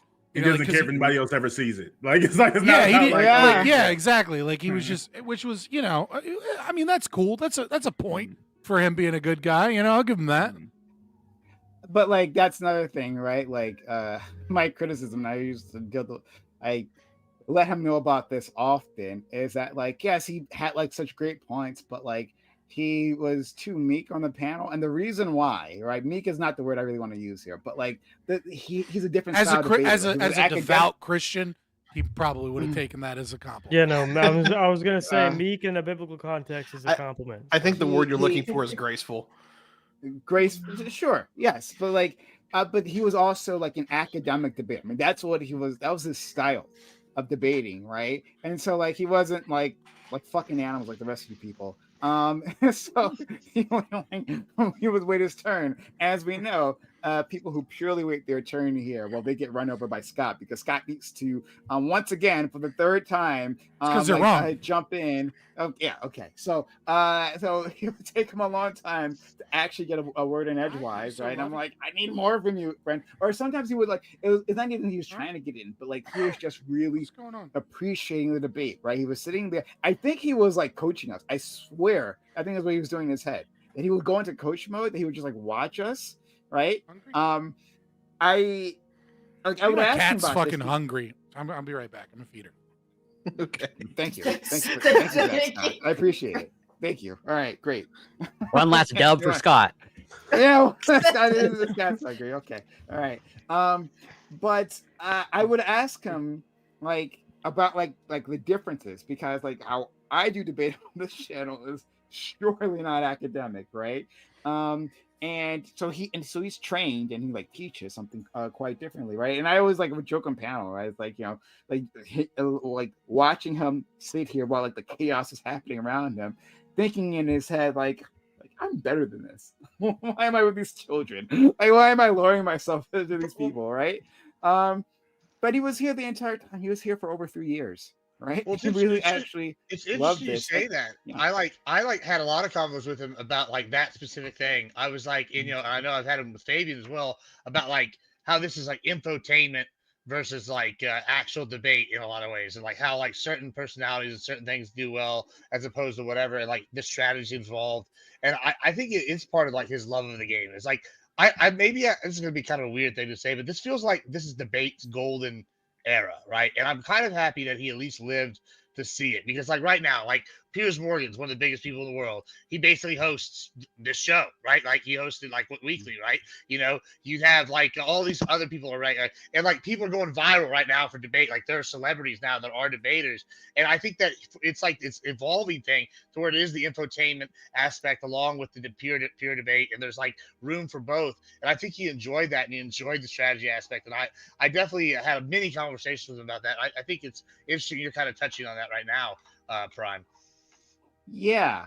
So this was like a consistent theme with him, and he told me even like from the beginning, like when our huge like open panels that we would have, right? And by the people who were newer here, right? Open panels were just like when we just allow anyone in, right? We would just jump on Discord, jump in and have a conversation about whatever we were talking about. We'd go on for hours. And like I said, that was apparently, looking back in our GMs, that's where I first met him. One of those open panels. He just jumped in and then was as impressive as he usually is. But he would say that like he wouldn't mind if his kids, like his students, right, watched like my channel. Like he would love it if they could, because of the like the I think he liked the way that we debated in real life, right? That's what I would always say, that like I like this better than academic debating, because this is how people argue in real life. I mean, they may not have necessarily a moderator there, but like, you know, there's a back and forth, and you got to be quick on your feet and be able to push back in the moment, right? Or you'll have regrets much later on. And he seemed to like agree with that. I mean, obviously he loved his style as well, but he thought like this was actually valuable. And apparently some of his kids did tune in every so often, but he didn't actually encourage that, because I mean, again, we're animals. You don't want to get in trouble with parents when we're talking about exactly, fucking right? ass wiping for 20 minutes. We can't have children. We can't have children here. And so that was a bit of an issue. But other than that, he seemed to like these back and forths. Is why he jumped in to the Can you just imagine the Twitch space, YouTube space? Can you just imagine one of these children tuning in and it's just Lactoid defending why he doesn't engage in cunnilingus? You know what I mean? Like one-ply toilet paper. You know, it just What is absolutely just for like an hour straight, just like no, thing. it's on a tier of homosexuality and it's submissive. And it would be the best argument that you'd ever get, and they would know not to, descend to that level later in life. It should be required. It should be required.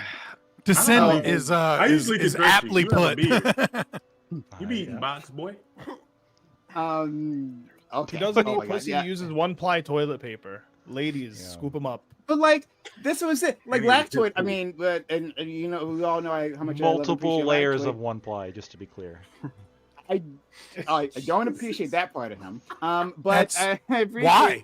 Wait, hold on. I don't know this lore. What? You can scrunch it easier. Yeah, he's a scruncher, not a folder. So he gets multiple sheets of one-ply toilet paper and uses it. Anti-capitalist. I don't fold it. I roll it out and then I scrunch it. Lactoid does it have anything to do with the 4-packs being like 98 cents around his asshole? of the one ply? Is that have anything to do with that? No, I buy it in No. bulk. Oh, okay. Yeah, no. Listen. Maybe you're right, but I have a daughter, so like you can't fuck with the one ply with a daughter. Like you can't do that.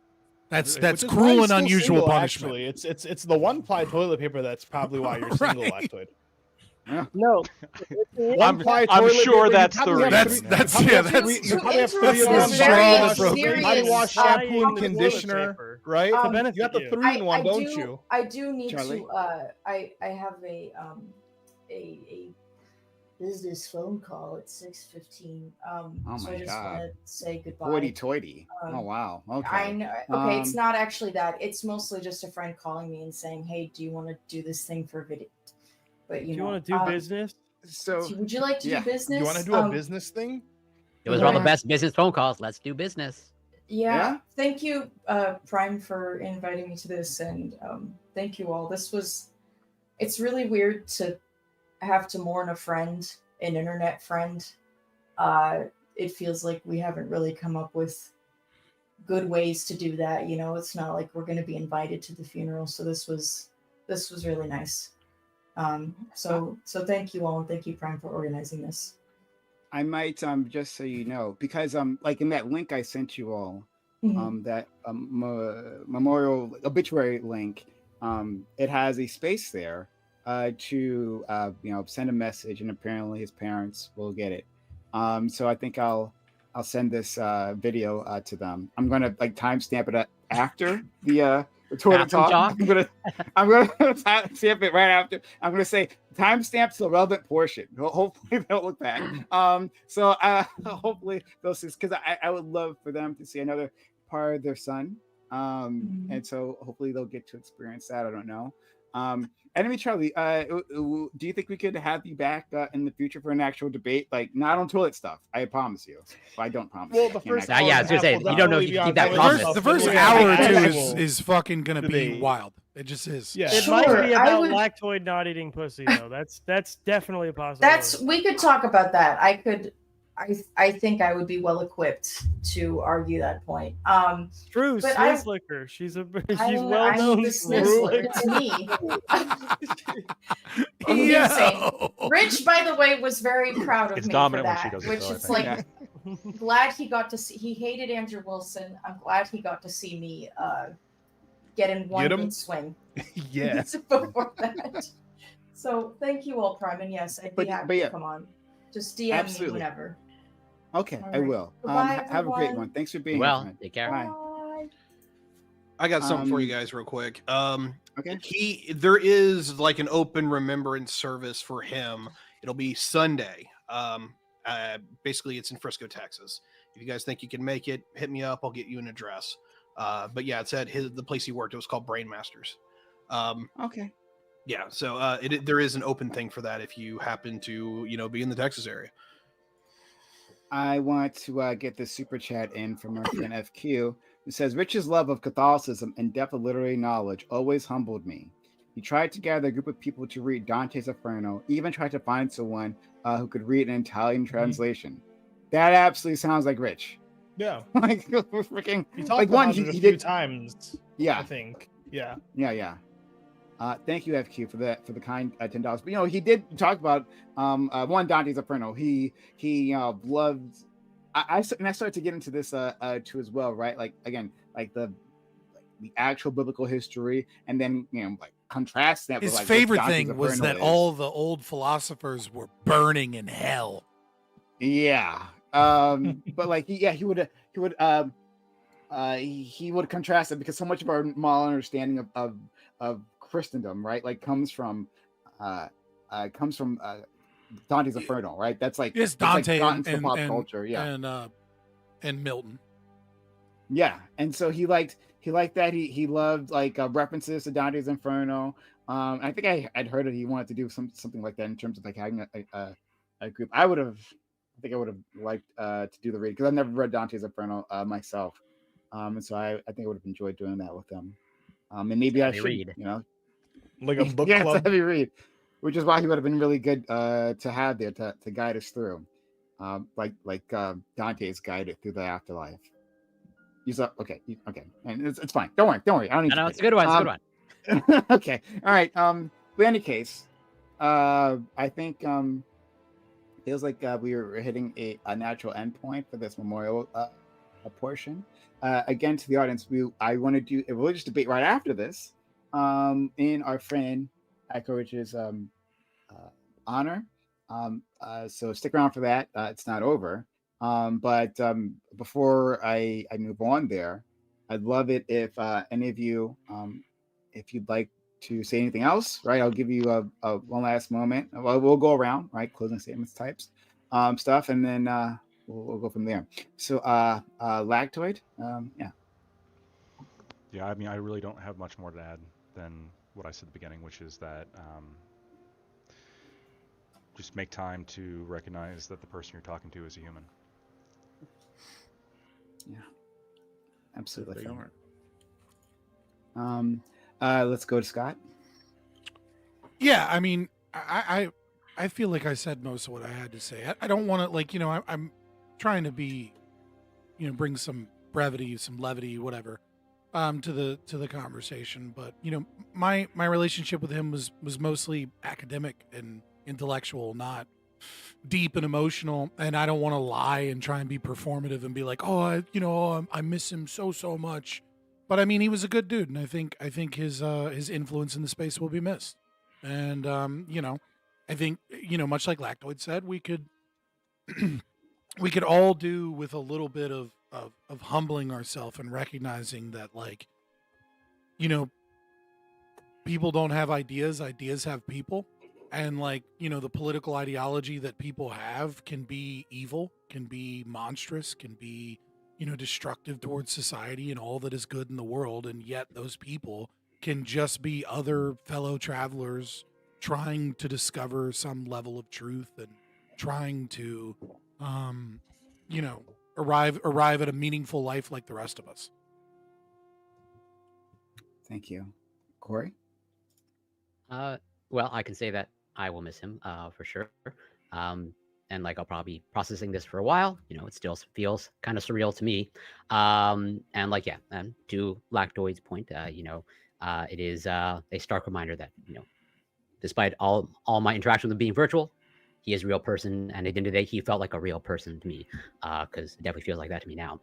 And as a testament to him being an educator through and through, I'm also, I guess, technically an educator as well. And every once in a while, I would totally solicit his opinion on a situation that I had with a student, and he'd always come back with, understandably, no surprise, a wise answer.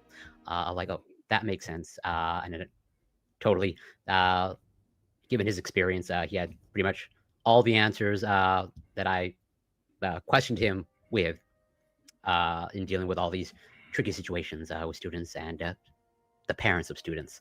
And also further testament to him being an educator and teacher through and through of the limited Substack posts that I have on my Substack.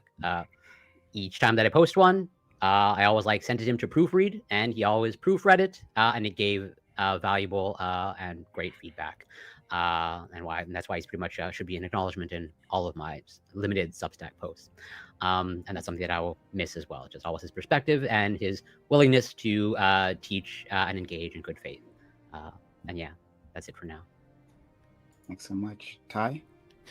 Yeah, I got two things real quick. One short story, but the first thing is that I got to meet him in person. The guy had full 6 inches over me, and he was just tall and scrawny. And then I hear he has a heart attack, and that just doesn't work in my brain processing at all. It's like, this is the last guy that I expect a heart attack out, but that one's wild. Tall people are at high risk.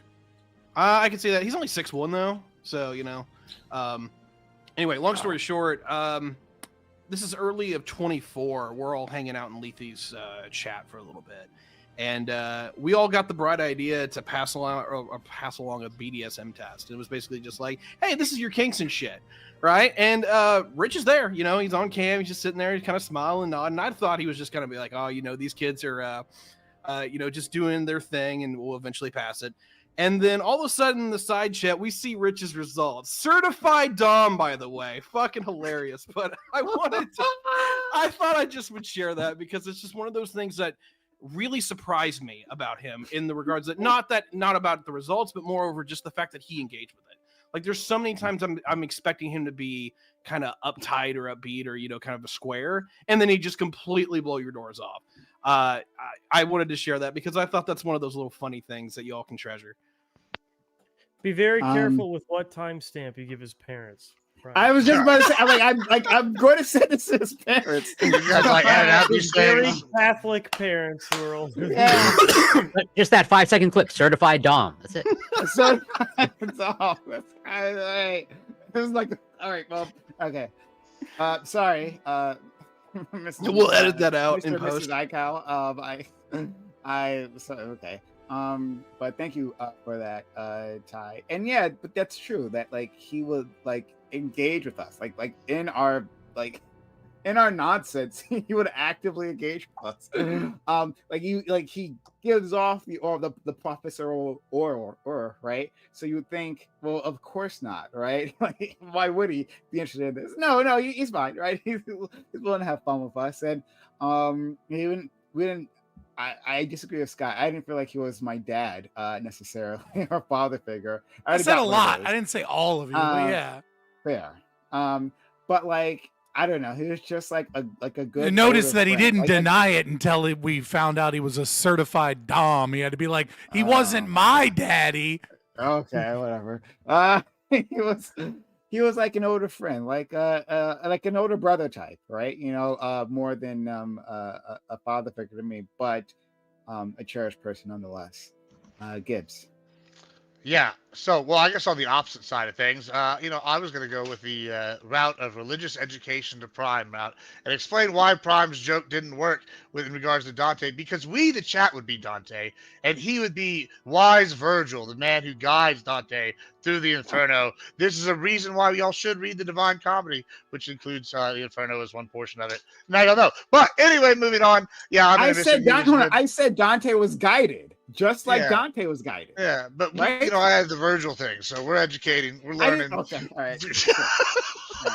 Someone has not read Dante's Inferno. Yeah, That's like, clearly it's like, someone you hasn't know what I read it. mean?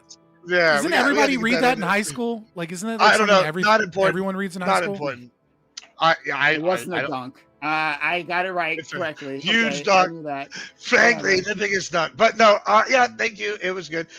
We enjoyed all the religious conversations. I enjoyed them quite a bit, and I'm gonna miss them. And I'm gonna miss being able to just talk about the developing of the debate world as we go forward. That was probably one of the more regular things we talked about. And I'm definitely going to miss his analysis of that going forward, and him as a person overall, because he was a good person, I think. And it was good times with him around. And it's going to be a hard gap to fill without him around. Thank you, Jeb. Yeah, I think I said everything about iCow specifically that I think I had. But yeah, I guess I would say to people in the audience who are watching, like, remember when you're loving your people that love is a verb. And sometimes that means reaching out and doing things and meeting up and talking. So when you're loving your people, remember that. And as far as what Tiberius was saying, where he's tall and scrawny, I would have never thought.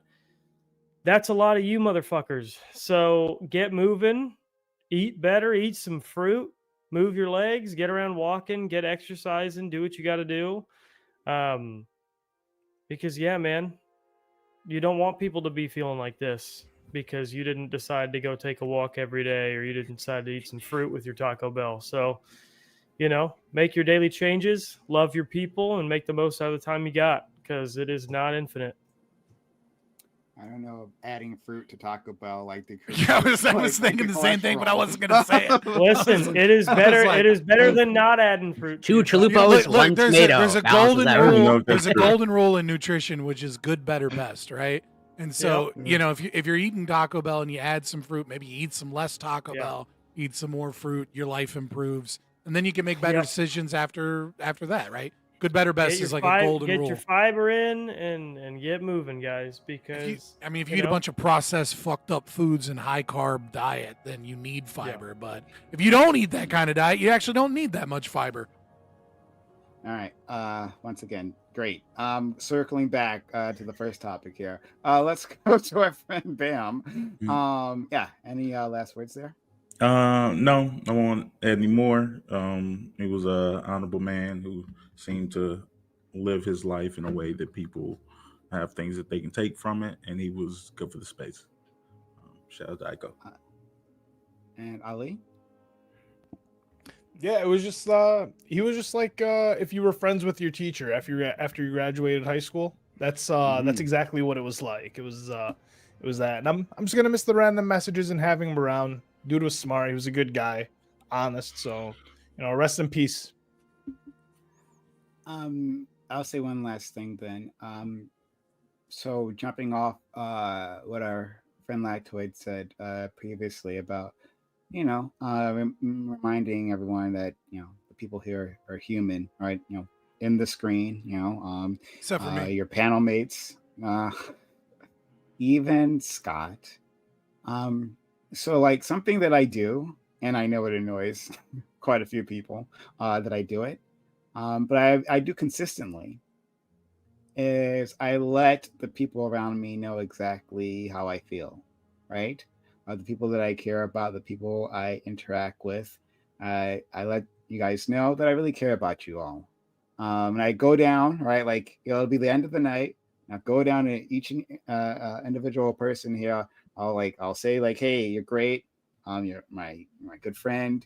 And this is something good that you did on panel. If you manage that, you don't always do that. That's okay. Even if you're disagreeing with me or whatever. But like, I do this, outside of this space as well, you know, for the people around me, because you never know when this time will be the last time. And so while I, you know, unlike Rich, like I'm not like the type to just like talk to people off screen, like off panel, like a lot. Like I don't. I'm just chilling, right? That's not really me.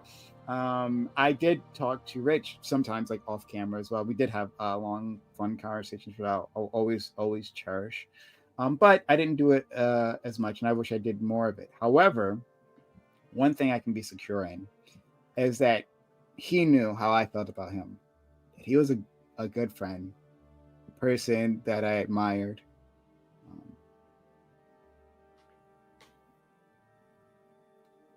A person that I deeply admired, and I cherished him. I cherished his knowledge. I cherished everything he brought to the table.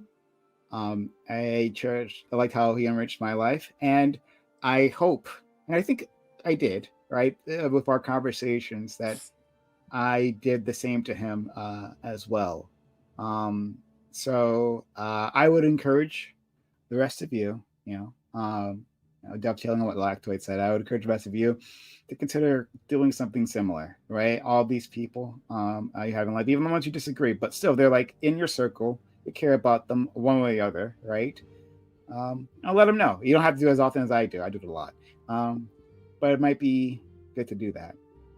No, it's always good to shout out. It feels nice when someone's like, "Hey, I watched this. You did good," or you should, even if they hit you with a little bit of like, "Hey, you should have did this." It's nice to get the encouragement, and the criticism.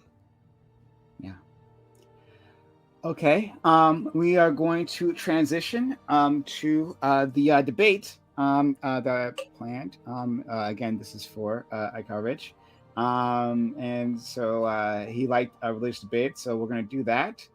And go from there. So 1 second. All right, let's make this on. Yeah. Okay. Okay. So topic. In front of me, great. In Canada, Quebec has put limits on public player, has placed restrictions on citizens' ability to receive governmental services while wearing religious symbols, such as face coverings. This follows other similar laws in the province that aim to strengthen its secular values. Contrast this with the US and its very open embrace of religion, or at the very least one kind. The US Congress has prayers to open sessions delivered by an official chaplain. US presidents are sworn in after a religious invocation. And all manner of U.S. politicians participate in the National Prayer Breakfast. Is having religion in politics a strength or weakness?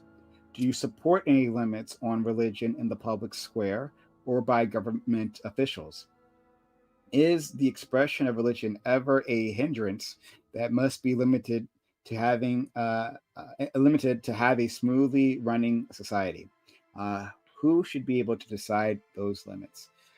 So yeah, I ran across a story. I was going to do something else previously, but then I got the news of our friend's passing, and I decided this would be better instead. So I was like looking for a religious topic, and I literally just typed a religion into like Google News, and this is the first thing that came up. So we our Canadian friends are limiting the people's ability to do like public prayer in certain areas. And this like follows quite a few laws, right? It's not just in Quebec. There's some other laws. I found another article that expanded on this, and I think Newfoundland or something. Of one of those fake states. And provinces. Whatever. It doesn't matter. It's a province that wants to secede. It's not even a real province. Yeah, it's but in any case, yeah. So this is a trend that we're seeing, right? And it kind of reflects something we've seen in Europe as well, in terms of like having restrictions on like religious symbols. And there's a debate as to who is really actually targeted by these things, right? Are these things actually applied equally? That's another part of the debate. But what I really wanted to talk about is this idea of secularism. Our friend Rich really cared about this topic like a lot. He would compare like the French version of secularism, which is actually quite unique, and how they deal with that and how they push back against religion. And so I want to know, like, especially for if you're an American, do you think we're heading in the right direction in religion? Would you like it to tone it down? Do you think we would be a more cohesive society if we had less displays of religion there? Within our public sphere, within our politicians actively displaying their Christianity, or maybe the opposite, right? Let's have fun with this. We'll start with our good friend Lactoid. Hi, I'm Lactoid. You can find me on Lactoid TV on Twitch, Twitter, and YouTube. I think that the way U.S. does religion is great and dandy. I see no problem with people expressing their personal religious views. I think that the limitation is that the state shall not recognize the establishment of any one religion, shall not dictate to the people what religion they have to have. If citizens, whether they be private citizens acting within their private capacity, or even if they're employees of the government, I don't care if they want to wear a cross, if they want to wear a hijab, if they want to wear a yarmulke. That's also something that's banned here by this Quebec law. Jews can't wear yarmulkes. I think it goes too far, and I think what it really is, if we're being honest with ourselves, it's they really don't like the whole Muslim thing, and they can't just come out and say it and say like, yeah, we're going to ban the headscarves because Muslims suck. They can't just say that.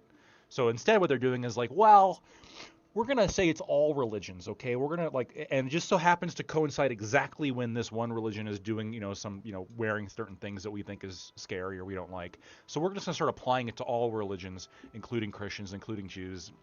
The whole thing's dumb. I don't see why we need to do this. Also, the new law has a ban on people coming together in a park and praying, which is lunacy. I mean, this new edition is, I think, actually crossing over into some real authoritarianism, limiting peaceful assembly of people in a park for their own peaceful purpose. Crazy. Actually crazy. I don't like this new law at all. Thank you so much. Scott. Yeah, so first and foremost, I will just kind of mirror everything Lactoid said. I agree with nothing that he said, though I disagree with. Moving further and into a broader conversation about it, I do think that there is, I'm kind of very 50-50 on Christianity, especially as a dominant religious force within politics. And the reason is I am against Christianity. I think Christianity leads towards socialism. I think Christianity promotes evil via the force of altruism and the concept of sacrifice. But the problem is that I think there is. I don't even think this is a controversial take. Maybe I'll get some pushback, but throughout sociology and psychology, it's pretty commonly accepted. Not necessarily why, but certainly that it is prescriptively true that human beings are either searching for some meaning, or that, from an older, from a Durkheimian perspective, like a functionalist perspective, or that there is, these institutions are, by their nature of existence, form some form of function, or that it's death anxiety, whatever it may be. Human beings crave a means of analysis of the world that often goes into the religious or the supernatural for those things that are unexplained. And so I guess what I mean at its most base level is that human beings need some form of philosophy that dictates all of the unknown questions that they have. And so one of my biggest problems with getting rid of Christianity is what replaces it in society. And secular humanism is leagues worse than Christianity is, right? There's no argument that it's just an awful thing to have liberals that are, that have this secularist, humanistic, purely based off of preference worldview. It has no grounding in philosophy. It doesn't even attempt to have grounding. It's just whim worship and pragmatism, which is deeply easily subverted by, socialist doctrine and things of that nature in a way that Christianity isn't. And so, yeah, this law is fucking terrible. It's obviously an attack against, the Muslim community, which in part has been, has always kind of been an issue with Quebec more so. Like, not as per se the immigration has been an issue, but in terms of the culture of Quebec. But at the same time, I also, if you look at the history of Quebec, the Christian belief system there, like the Quiet Revolution, where they just socialized all of the church, where the church was the dominant force, and then they just took over the schools, took over the hospitals, nationalized all of the church property, and turned it into the socialist hellscape that it is, where people can't afford a fucking home because of these things, and people's lives are ruined every day because of the destruction of privatization. And so, yeah, I feel that there is a problem when there is Christianity within the state, and that when there are religious, any form of religious doctrine, especially when it tries to impose against other religious beliefs. At the same time, I think it's important that we notice that if we get rid of the Christianity for secular humanism, that what we're inviting is just a quicker path towards destruction, when in reality, what we should be doing is not getting rid of the religion in the state. We should be getting rid of the power of the state to impose whatever its beliefs are onto the people. And that's the only path forward away from us going down this spiral towards our own economic and destruction. Thank you so much. Let's go to our friend Corey. Yeah, well, I'll keep it brief because, I'm actually mostly interested in what other people think on this topic. But this topic is right up my alley since it's literally local to me. I'm in Quebec. I'm in Montreal, Quebec. And so I experienced these laws. And I would say it's a little bit reductive, or let's say overly simplified to just think that it's just anti-Muslim sentiment. Okay. But Scott hit on some of the, I would say, probably more relevant aspects in terms of the Quiet Revolution and sort of the history of Quebec or its relationship with religion, and sort of how religion has evolved over time here. But despite that, okay, I am an Anglophone in Quebec, and if anything, okay, the Quebecois hate someone like me, as in my French is elementary at best, and I grew up in pretty much a fully Anglophone wealthy neighborhood, or wealthy Anglophone neighborhood, and so I technically have not assimilated into truly the Quebecois culture of Quebec. But all that to say is, well, am I in favor of this law? I think it is a little bit too heavy-handed. But for me, if it's a choice between, how Quebec handles religion and how the United States handles religion, or you have this, from my perspective, and I could be wrong, of like this merging, or rather like religion appears to be an actual part of your government, as brought up in the prompt in terms of the national prayer breakfast. And I'm pretty sure, Lacto would feel differently. I don't know for sure, but I suspect you feel differently, if, let's say, for example, how he would feel if, like, all teachers in a public school, they're all wearing the niqab. Is he in favor of that? I don't know. Maybe he is. But he might have different feelings if that was the case. But all I'd say, not to say that that's the only thing that's motivating legislation like this. But let's say that is an element at play, and I'll leave it there for now. Thank you so much. Ty? Yeah, I was trying to figure out how I wanted to go about this, because this conversation can go about 16 different ways pretty quickly. But I want to separate where I kind of see the delineation here. When it comes to the United States, I think this conversation actually appeals to it to at least a degree, because Canada is supposed to be as secular as we are. We'll get into that later. Long story short, I don't like either side of this argument when it comes to the separation of church and state, because I kind of hate both sides of it. I don't like the modern religious conservative, because I think a lot of Christians are Pharisees Christians, as Jesus would call them. It's like, yeah, you guys call yourselves Christians, but you're not really. And I think that's a lot of the flock. And then when it comes to the secularists, I'm just kind of shocked and amazed at how many of them want to act like religious conservatives, but do it under a different mantle or guise. This law is actually, at least by the way that I would spin it in PR, is exactly that. It's militant secularism trying to punch on religion. I don't like this act. I don't like that the secularists have to basically act like religious folks to get what they want. I think actually shows a very strong tale. When it comes to what Lactoid was getting about with when it comes to Islam, I think it's a completely different conversation. I would love to have it, but I think it gets out of the purview because it's just is Islam anti-Western. I think is that tagline, and that's a whole other topic. I don't know if we even want to touch. So that's my opening, and then I'll let you guys get into it in the open. Well, we can touch anything we want, right? If the panel's Whoa, interested, we can not go anything. anywhere. Oh, okay. Let's go to our friend Gibbs. Yeah, so I'm looking at this two ways. One, I don't usually like big government, but I've been very impressed with how this administration has used Doge to whittle away these government contracts in a manner that's made the government smaller. And so that was a point towards my next point here coming up. And it's basically I'm a Christian, but I'm not what I'd call a practicing Christian. But as I told Prime, I don't read these topics till the day of, and I actually had a dream last night. And a Sydney Sweeney-looking ethereal being came to me in my dream and said, "Gibbs, you's a sinner, and you needs to repent, Lord. And here's what you can do." It made me sign. Was it in that voice as well? Yeah, well, hey, listen, don't worry about what's going on in my dreams, all right? It was an ethereal being, all right? Could have been a succubus, could have been an angel, who knows? But it spoke with the voice of a higher power, all right? And it told me that basically, sorry, we got to get the camera not moving. It told me that I needed to sign a pact with it, and we needed to come to terms. And I'm going to advocate for maybe making the government bigger because I do believe in might makes right, and I believe this is a chance that we can bring back the Inquisition. That's what we need to do. We need to have the Inquisition come back and in an American form. Like the Spanish Inquisition was wildly successful at purging their country of malcontents. And I'm thinking now we should just go full-fledged and we should just embrace religion. We've got it the degenerate way for a while, and I am a huge fan of that. But like I said, the Lord or somebody has came to me and shown me the way. And I think that we should just embrace this turn to the right even further, and we will be better for it.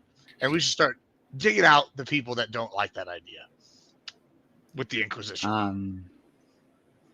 Okay.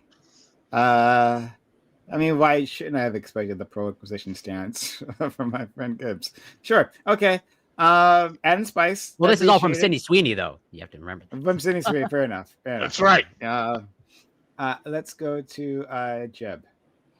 Yeah, I mean, as usual, America is number one at yet another thing, including recognizing religious freedoms and valuing that over any sort of cultural protection of cohesion. I don't think that's the state's role. I don't think it's the state's role to tell us what we all need to believe in order to get along with each other best. I think that's silly. I think that's exactly what America was founded to avoid. Because obviously, the logical conclusion of that is a state religion, and you cannot stop those trains once they are on the tracks, as we've seen through history. And the French secularism conversation is an interesting one because it's sort of an issue we've seen in America as well, in culture, not necessarily in legislation, but in culture of religious atheism and religious secularism, right? Like a secularism and an atheism that is intolerant to the point that they replicate sort of church governments of old. And Quebec, I mean, they've shown no signs of being anything but that. They are the church of atheism. During COVID, they like reveled in adding in more regulations than the next most strict regulatory body. Like they reveled in removing people and arresting people for going to parks. They revel in telling people to not wear crosses outside of their clothes. They revel in these opportunities to strip people's ability to express themselves individualistically. Sorry, I'm just going to restart and see if that fixes anything. Give me just a second.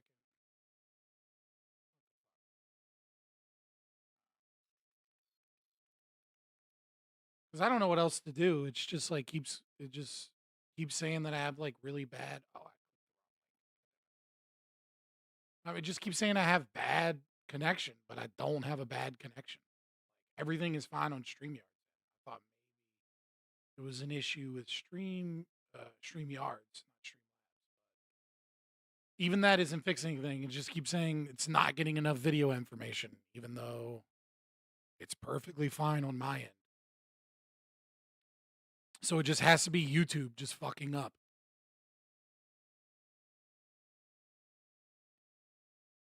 That sort of develop some of the ideologies that America was founded based upon.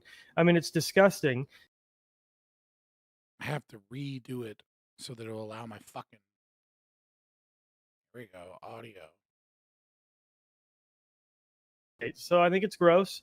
I think America does religious freedom best, which is if you're going to have religious freedom, it has to be a core tenet of your country's philosophy. Anything less, I think, is a compromise that essentially negates the experiment of being for Is it religious fine on your freedom. end? Okay. You can't force people to be reliant on a state and then make them take off their religious garb or not meet in public on my end, it areas just keeps for saying prayer. error, YouTube is not when a receiving government is ever enough video. expanding its purview over the things that affect your ability to live well, over the land around you, right? Like, I think we would all scoff in America if laying a prayer mat down and wearing your burqa and kneeling and kowtowing on that prayer mat in a park in America got you arrested or fined or pulled out of that park. We would fucking vomit, and I think that's the proper reaction to that kind of legislation. Well, thank you, Jeb. We love that you came in with a lot of opinions on this. It was Yeah. exciting. Let's go to our friend Bam.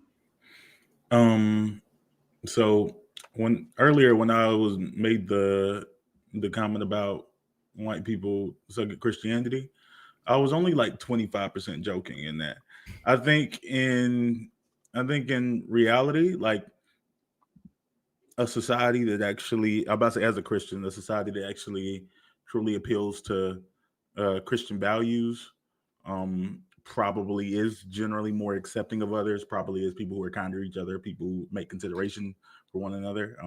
Like if you act in the way that I believe, Apparently it's like it's a bit rate Jesus issue. and religion will lead you to be, and that's true for most Abrahamic. YouTube just doesn't religions. fucking like the bit rate. When I say most, for all Abrahamic religions. So there's nothing I can really do to fix it while I'm streaming, unless I close the stream. Religion So we're just gonna have to go through it. Would make things better, and religion is where a lot of our values and foundations come from. So I wouldn't say that it failed America, but in practice, we see that people use it as a weapon to throw down against other people who have different value systems and in a way of otherizing people, and that's unfortunate. And I think that it's actually one of the biggest reasons why generations are rejecting religion in the way they do, due to experiences they have in their churches or and people around them who have those religions aren't doing a good job of representing the values they claim to have. Like, I know something, for example, I consider myself to be a practicing Christian because of, I believe in not just the value of the religion, but the belief of Jesus being the Son of God. But I will say, in practice, American Islam, Americanized Islam is actually a much better functional religion in the way that it leads people to behave. I think that it has a focus on meditation, it has a focus on cleanliness, it has a focus on a larger focus on the way we treat others. I was gonna say it has food restrictions around pork, which is horrible for people, but I love bacon and other forms. I think that it has built-in levels of mental restriction and toughness with fast. Like, I think in practice, it just seems to be a much better way for people to live their day-to-day lives. But I don't believe in the aspects of the religion. So that leads to thing. So it's strange when people got all up in arms about people like Mandami and different things, who it does seem to be practicing Muslim, even though, like I said, he's probably, by all that we can see, a more Americanized version of it. I say all that to end off by saying, no, I don't want people to be restricted in their religious freedoms. I just want us to culturally do better in the application. Thank you. And Ali. Yeah. First off, we got to get you off the bacon, my brother. It's of course delicious. got to go. But no, so like the separation of church and state. Yes, we don't want theocracies. I'm not a fan of theocracies, no matter what religion is the one running it. Not a fan. So we have a separation of church and state, but we didn't have a separation of church and culture, right? People being religious was always kind of a thing. It was expected up until like, I want to say the past like 2 decades, maybe 15 years, we've kind of hit the secularism hard. I don't think it's good when governments don't embrace their people's ability to express their religions, whatever it may be, and have the freedoms to do so. I think when you start becoming too secular and trying to get away from it, and even imposing like bans on religious practices, or praying in the park, or had religious gear or whatever, you then get people that you're going to get people who swing in the opposite way of practice. That's where you're going to get Christian nationalists from. That's where you're going to get the people like in the UK, right, where it feels like the people have embraced secularism even, right? It's not so much like there's a yearn for cultural Christianity because of how many Muslims are in the state, and the Muslims are not, they're not secular,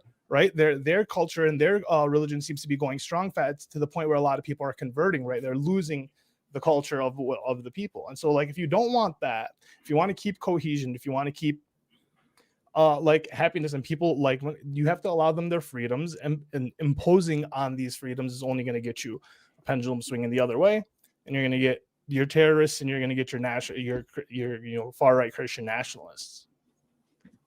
I need to address something. Okay, so first, I think one of the sentiments that I heard from Jeb Tan was that this lack of individuality. So I can say with confidence, at least in Montreal, there are individuals, and there's lots of individuality in Quebec. This is sort of like when a Canadian like Lactoid characterizes Americans as all stupid and whatnot. It's way more complicated. The state supported. You have language laws in Quebec. We also have grocery stores. Not every person is. States. You have language laws. We're able to go to the grocery store. We don't rely on the government for our food. Okay, it's definitely not all Quebecers. Just want to put that out there. Well, no, I also want to push back. Is that like Jeb? Like I can't say I'm necessarily a supporter of this law, but this law is not the state telling you what to do, and it's not getting you involved in a state religion. It's giving restrictions on how to practice, which I'm not necessarily for it. But like that's different, right? Like this idea that like, oh, now this is another step in relying just on the state. Like, no, there's no evidence of that.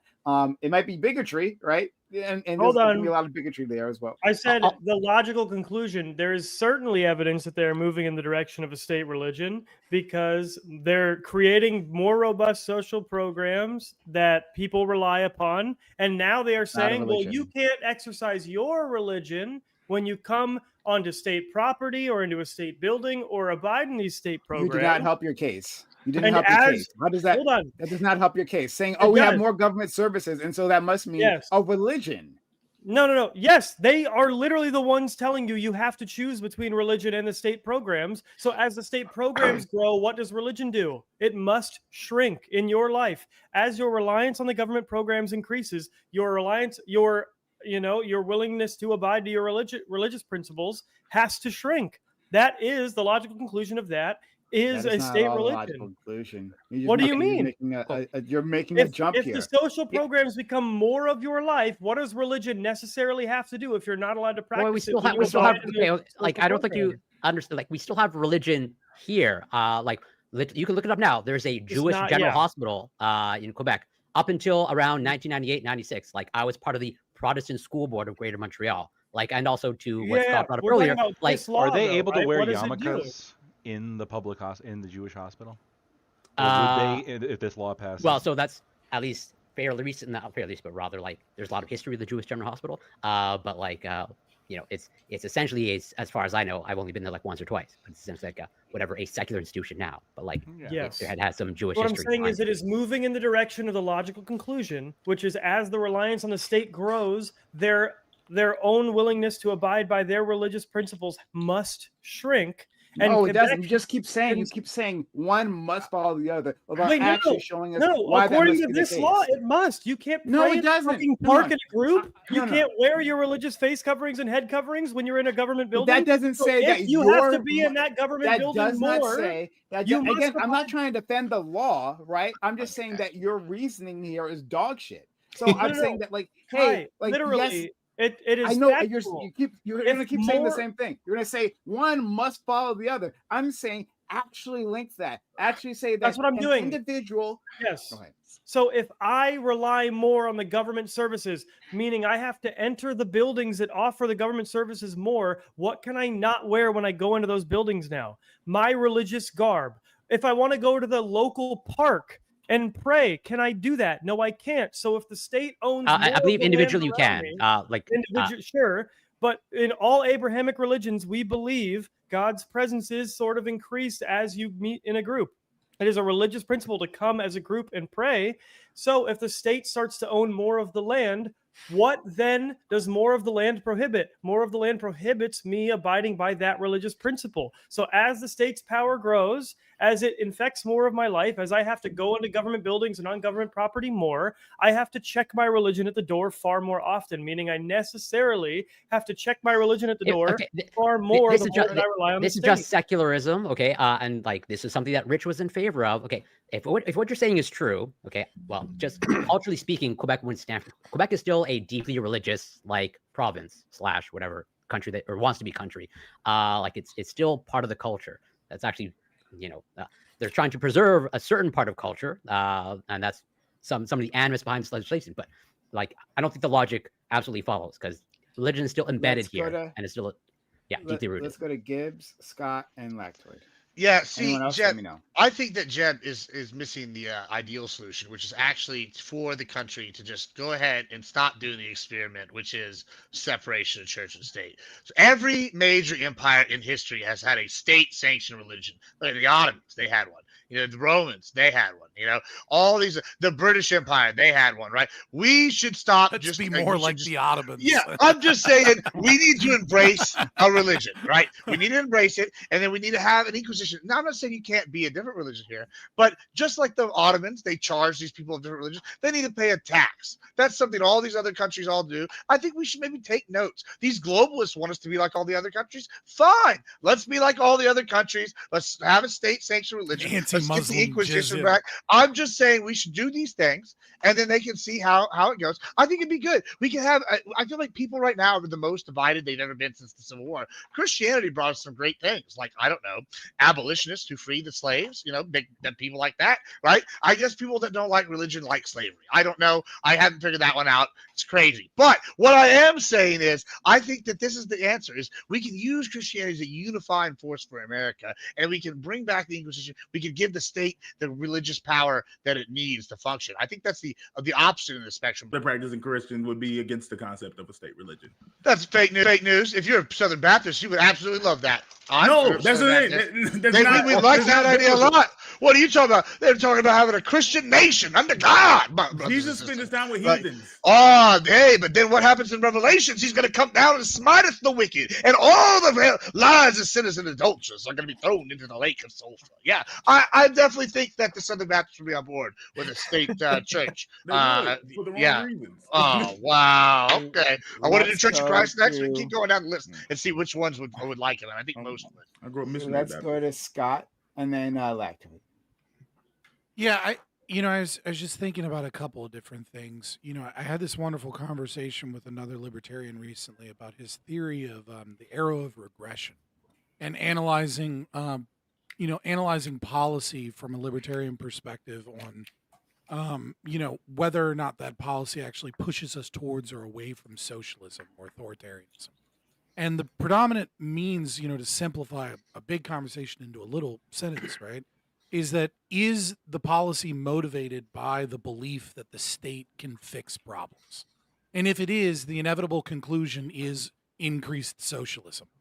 The moment that you believe that the state can interact in the economy or in social life and can actually fix problems without creating unintended consequences and simply creating more problems, and without, moving most valued resources to lesser valued resources, you inevitably, that philosophy is a loss for liberty. And the other thing that I was thinking of is, there's this these little encroachments against liberty, because there was this thing, and I don't know, don't mean to say, Corey, that this is like truly your belief. You were just like pointing out, you're like, hey, the law says, you can go to the park, you can pray, you just can't pray in a large congregation. And like, and this isn't an attack against that. I know you're just being descriptive of what the law actually states, but it reminds me very much of the fact that in Russia, you can protest so long as you protest as an individual, not in a group. And then what do the police do in Russia is they have undercover agents come protest next to your protest, so that way they can put you in prison for protesting in a group. And it's like, these are the types of powers you don't want to give the state, right? Like this entire bill is motivated by the belief that the state can solve a problem by cultures clashing within their community. That there are religious individuals that have opposing values and opposed cultures, and the government can solve this by additional secular restrictions, by saying you can't wear certain head coverings on public property, you can't do certain things, we're going to limit your freedoms in some way, and that's going to somehow reduce the friction between religious communities. That should just be patently obvious from the onset that that's not going to reduce friction, that's going to cause additional friction. And then, of course, big daddy government and the socialists on the left and the right are going to say, well, we need a new government program because government can solve, like, once this problem occurs. And what you get is this never-ending spiral towards authoritarianism, because it's motivated by the belief that the state can fix these problems, as opposed to giving people the liberty to freely associate and disassociate when they need to, and economically free to be able to create their own communities and their own wealth. I think there should be some pushback against free association. As strange as it sounds, I think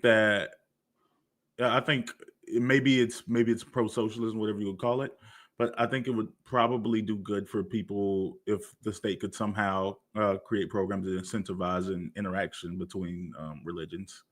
Let's say, I don't know if it's like a shared space that they need to use at least once a year or something, but just basically to prevent some of the boogeymen in society. So, like, people seem to do better with each other once they have a relationship with someone that's different from them, like that. And I think that the state involving creating scenarios that require people to interact within a society, so they can't just make up what that religion or what people who share this religion does, would do good things, would lead to better outcomes. I want to jump on this real quick. So what you're kind of putting out here is the idea of a religious forum, like actually thrown out by the state. That it's like, hey, like, we actually are going to get together, we're going to interact, and hell, we'll all pitch it to you together, right? So you go over here, you can talk to the Muslims, go over here, you can talk to the Catholics. Like, this is an interesting idea. I'd have to like chew on that one for a while. Like, you can practice as you want to. Like, it doesn't even have to be. Like, I mean, I get it's a religious event, obviously, but yeah, like there should be some interaction. Like, anyone with any common sense should be able to look at, and I'm just Americanizing it for the context of America's the better country. When you look at, when you look at Mandami, we shouldn't jump to like, oh my God, he's a Muslim, he does 9/11, like that's like, or he is gonna wow, hold on then. Maybe he's gonna take away all the women's rights, and it's like, wait a minute, like, no, he is a Muslim, but like this only makes sense to someone who's never met New York Muslim in their life. You know what I'm saying? Like a American New York Muslim is like you've never had that interaction. And if you did, you would come away from it and feel like, oh, okay, wow, this guy's kind of normal. Because that's what happened. Well, mainly because Trump told them to. But like a lot of people, once they seen him have, nobody would think Zohran Mamdani is kind of fucking normal, regardless of religious affiliation. Like, that's an insane take. No matter where you are in the political spectrum, Zohran Mamdani is obviously far more socialist than any other major political candidate we've had in the last 20 Which years. means he's far more normal, like a I would normal know. human But I'm being. saying that like MAGA voters now, like they had an interaction with TV. They like, wow, this guy's really well spoken. They like him now. Yeah, MAGA and Trump is the most socialist Bam, to your president point, of my you know, lifetime. to that point, the UK has like a speakers corner or whatever, and it's a bunch of different people from different religions, and they go and they like debate out in like public parks or whatever it may be. So there are, you know, attempts at certain things. Yeah. Let's go to Lactoid. He's been waiting. Can't do that in Then Quebec. Ty. Mhm. Let's Lactoid then Ty. Yeah, I mean, I don't know how much more forums or platforms we need for religious debate currently. Seems like that's every other fucking video on YouTube as of right now. It's modern day debate. I feel called out. Well, no, I mean it's true. I mean we're having it right now. Everything on modern day debate, as Ali just said. I and obviously very strongly feel attached to freedom of association. That's I guess the evil libertarian in me that wants to give people as much freedom and autonomy over their time as possible. And to be bigoted. Wait, why do you think the religion debate is so like prevalent and so popular? I'm fine with it being popular. I think these are interesting ideas. I think they're big ideas. No, but why do you think it seems to be like striving? It seems to be like now they're even the like especially the orthos right now, they're kind of like blowing. I think there's the a lot fuck of up, I think right? there's a lot of young people searching for meaning. Mhm. And I think this is one way for young people to try to explore that. And this has been going on for a long time. I mean, I got into like being interested in debate. Hold on, guys. Yeah, my stream keeps crashing because of the bit rate and keeps like fucking up. I'm going to just link you to Lactoid's Twitch, and put that link and just close the stream. I'm not going to come back. I've been streaming plenty long enough. I've made some money tonight. Go support Lactoid. I'm going to continue on the stream. Like on the stream, so if you go to his channel, you should be able to see me as I'm on the panel. Okay, guys, but like it keeps fucking up. I'm gonna like the bit rate is like fucking up. You're not getting a good viewing experience, so I'm just gonna put that link in chat for you guys, and just hop on his stream and support him. All right, boys. I'll see you tomorrow. Hopefully, I can fix the bit rate a little bit and clean it up because YouTube is just not liking my bit rate, and it just keeps. Because of that, it keeps like dropping frames and shit. So here's his link. I'm gonna keep the stream up for just long enough for you guys to click that link. Go to twitch.tv/lactoidtv and watch the rest of the stream there. I love you guys. If you don't have a Twitch account, you can still watch it even without a Twitch account. You just can't comment unless you make a Twitch account. So I'll see you guys tomorrow. I love you guys. But hopefully you guys have clicked that now. Hop out of here, go hop into the other stream, and I'll see you guys tomorrow or in the Discord. Like, share, subscribe, get in the Discord, et cetera, et cetera. Appreciate all the super chats and the memberships tonight, and I hope you guys have a good one. I'll put it in here one more time, okay? But click there on Twitch.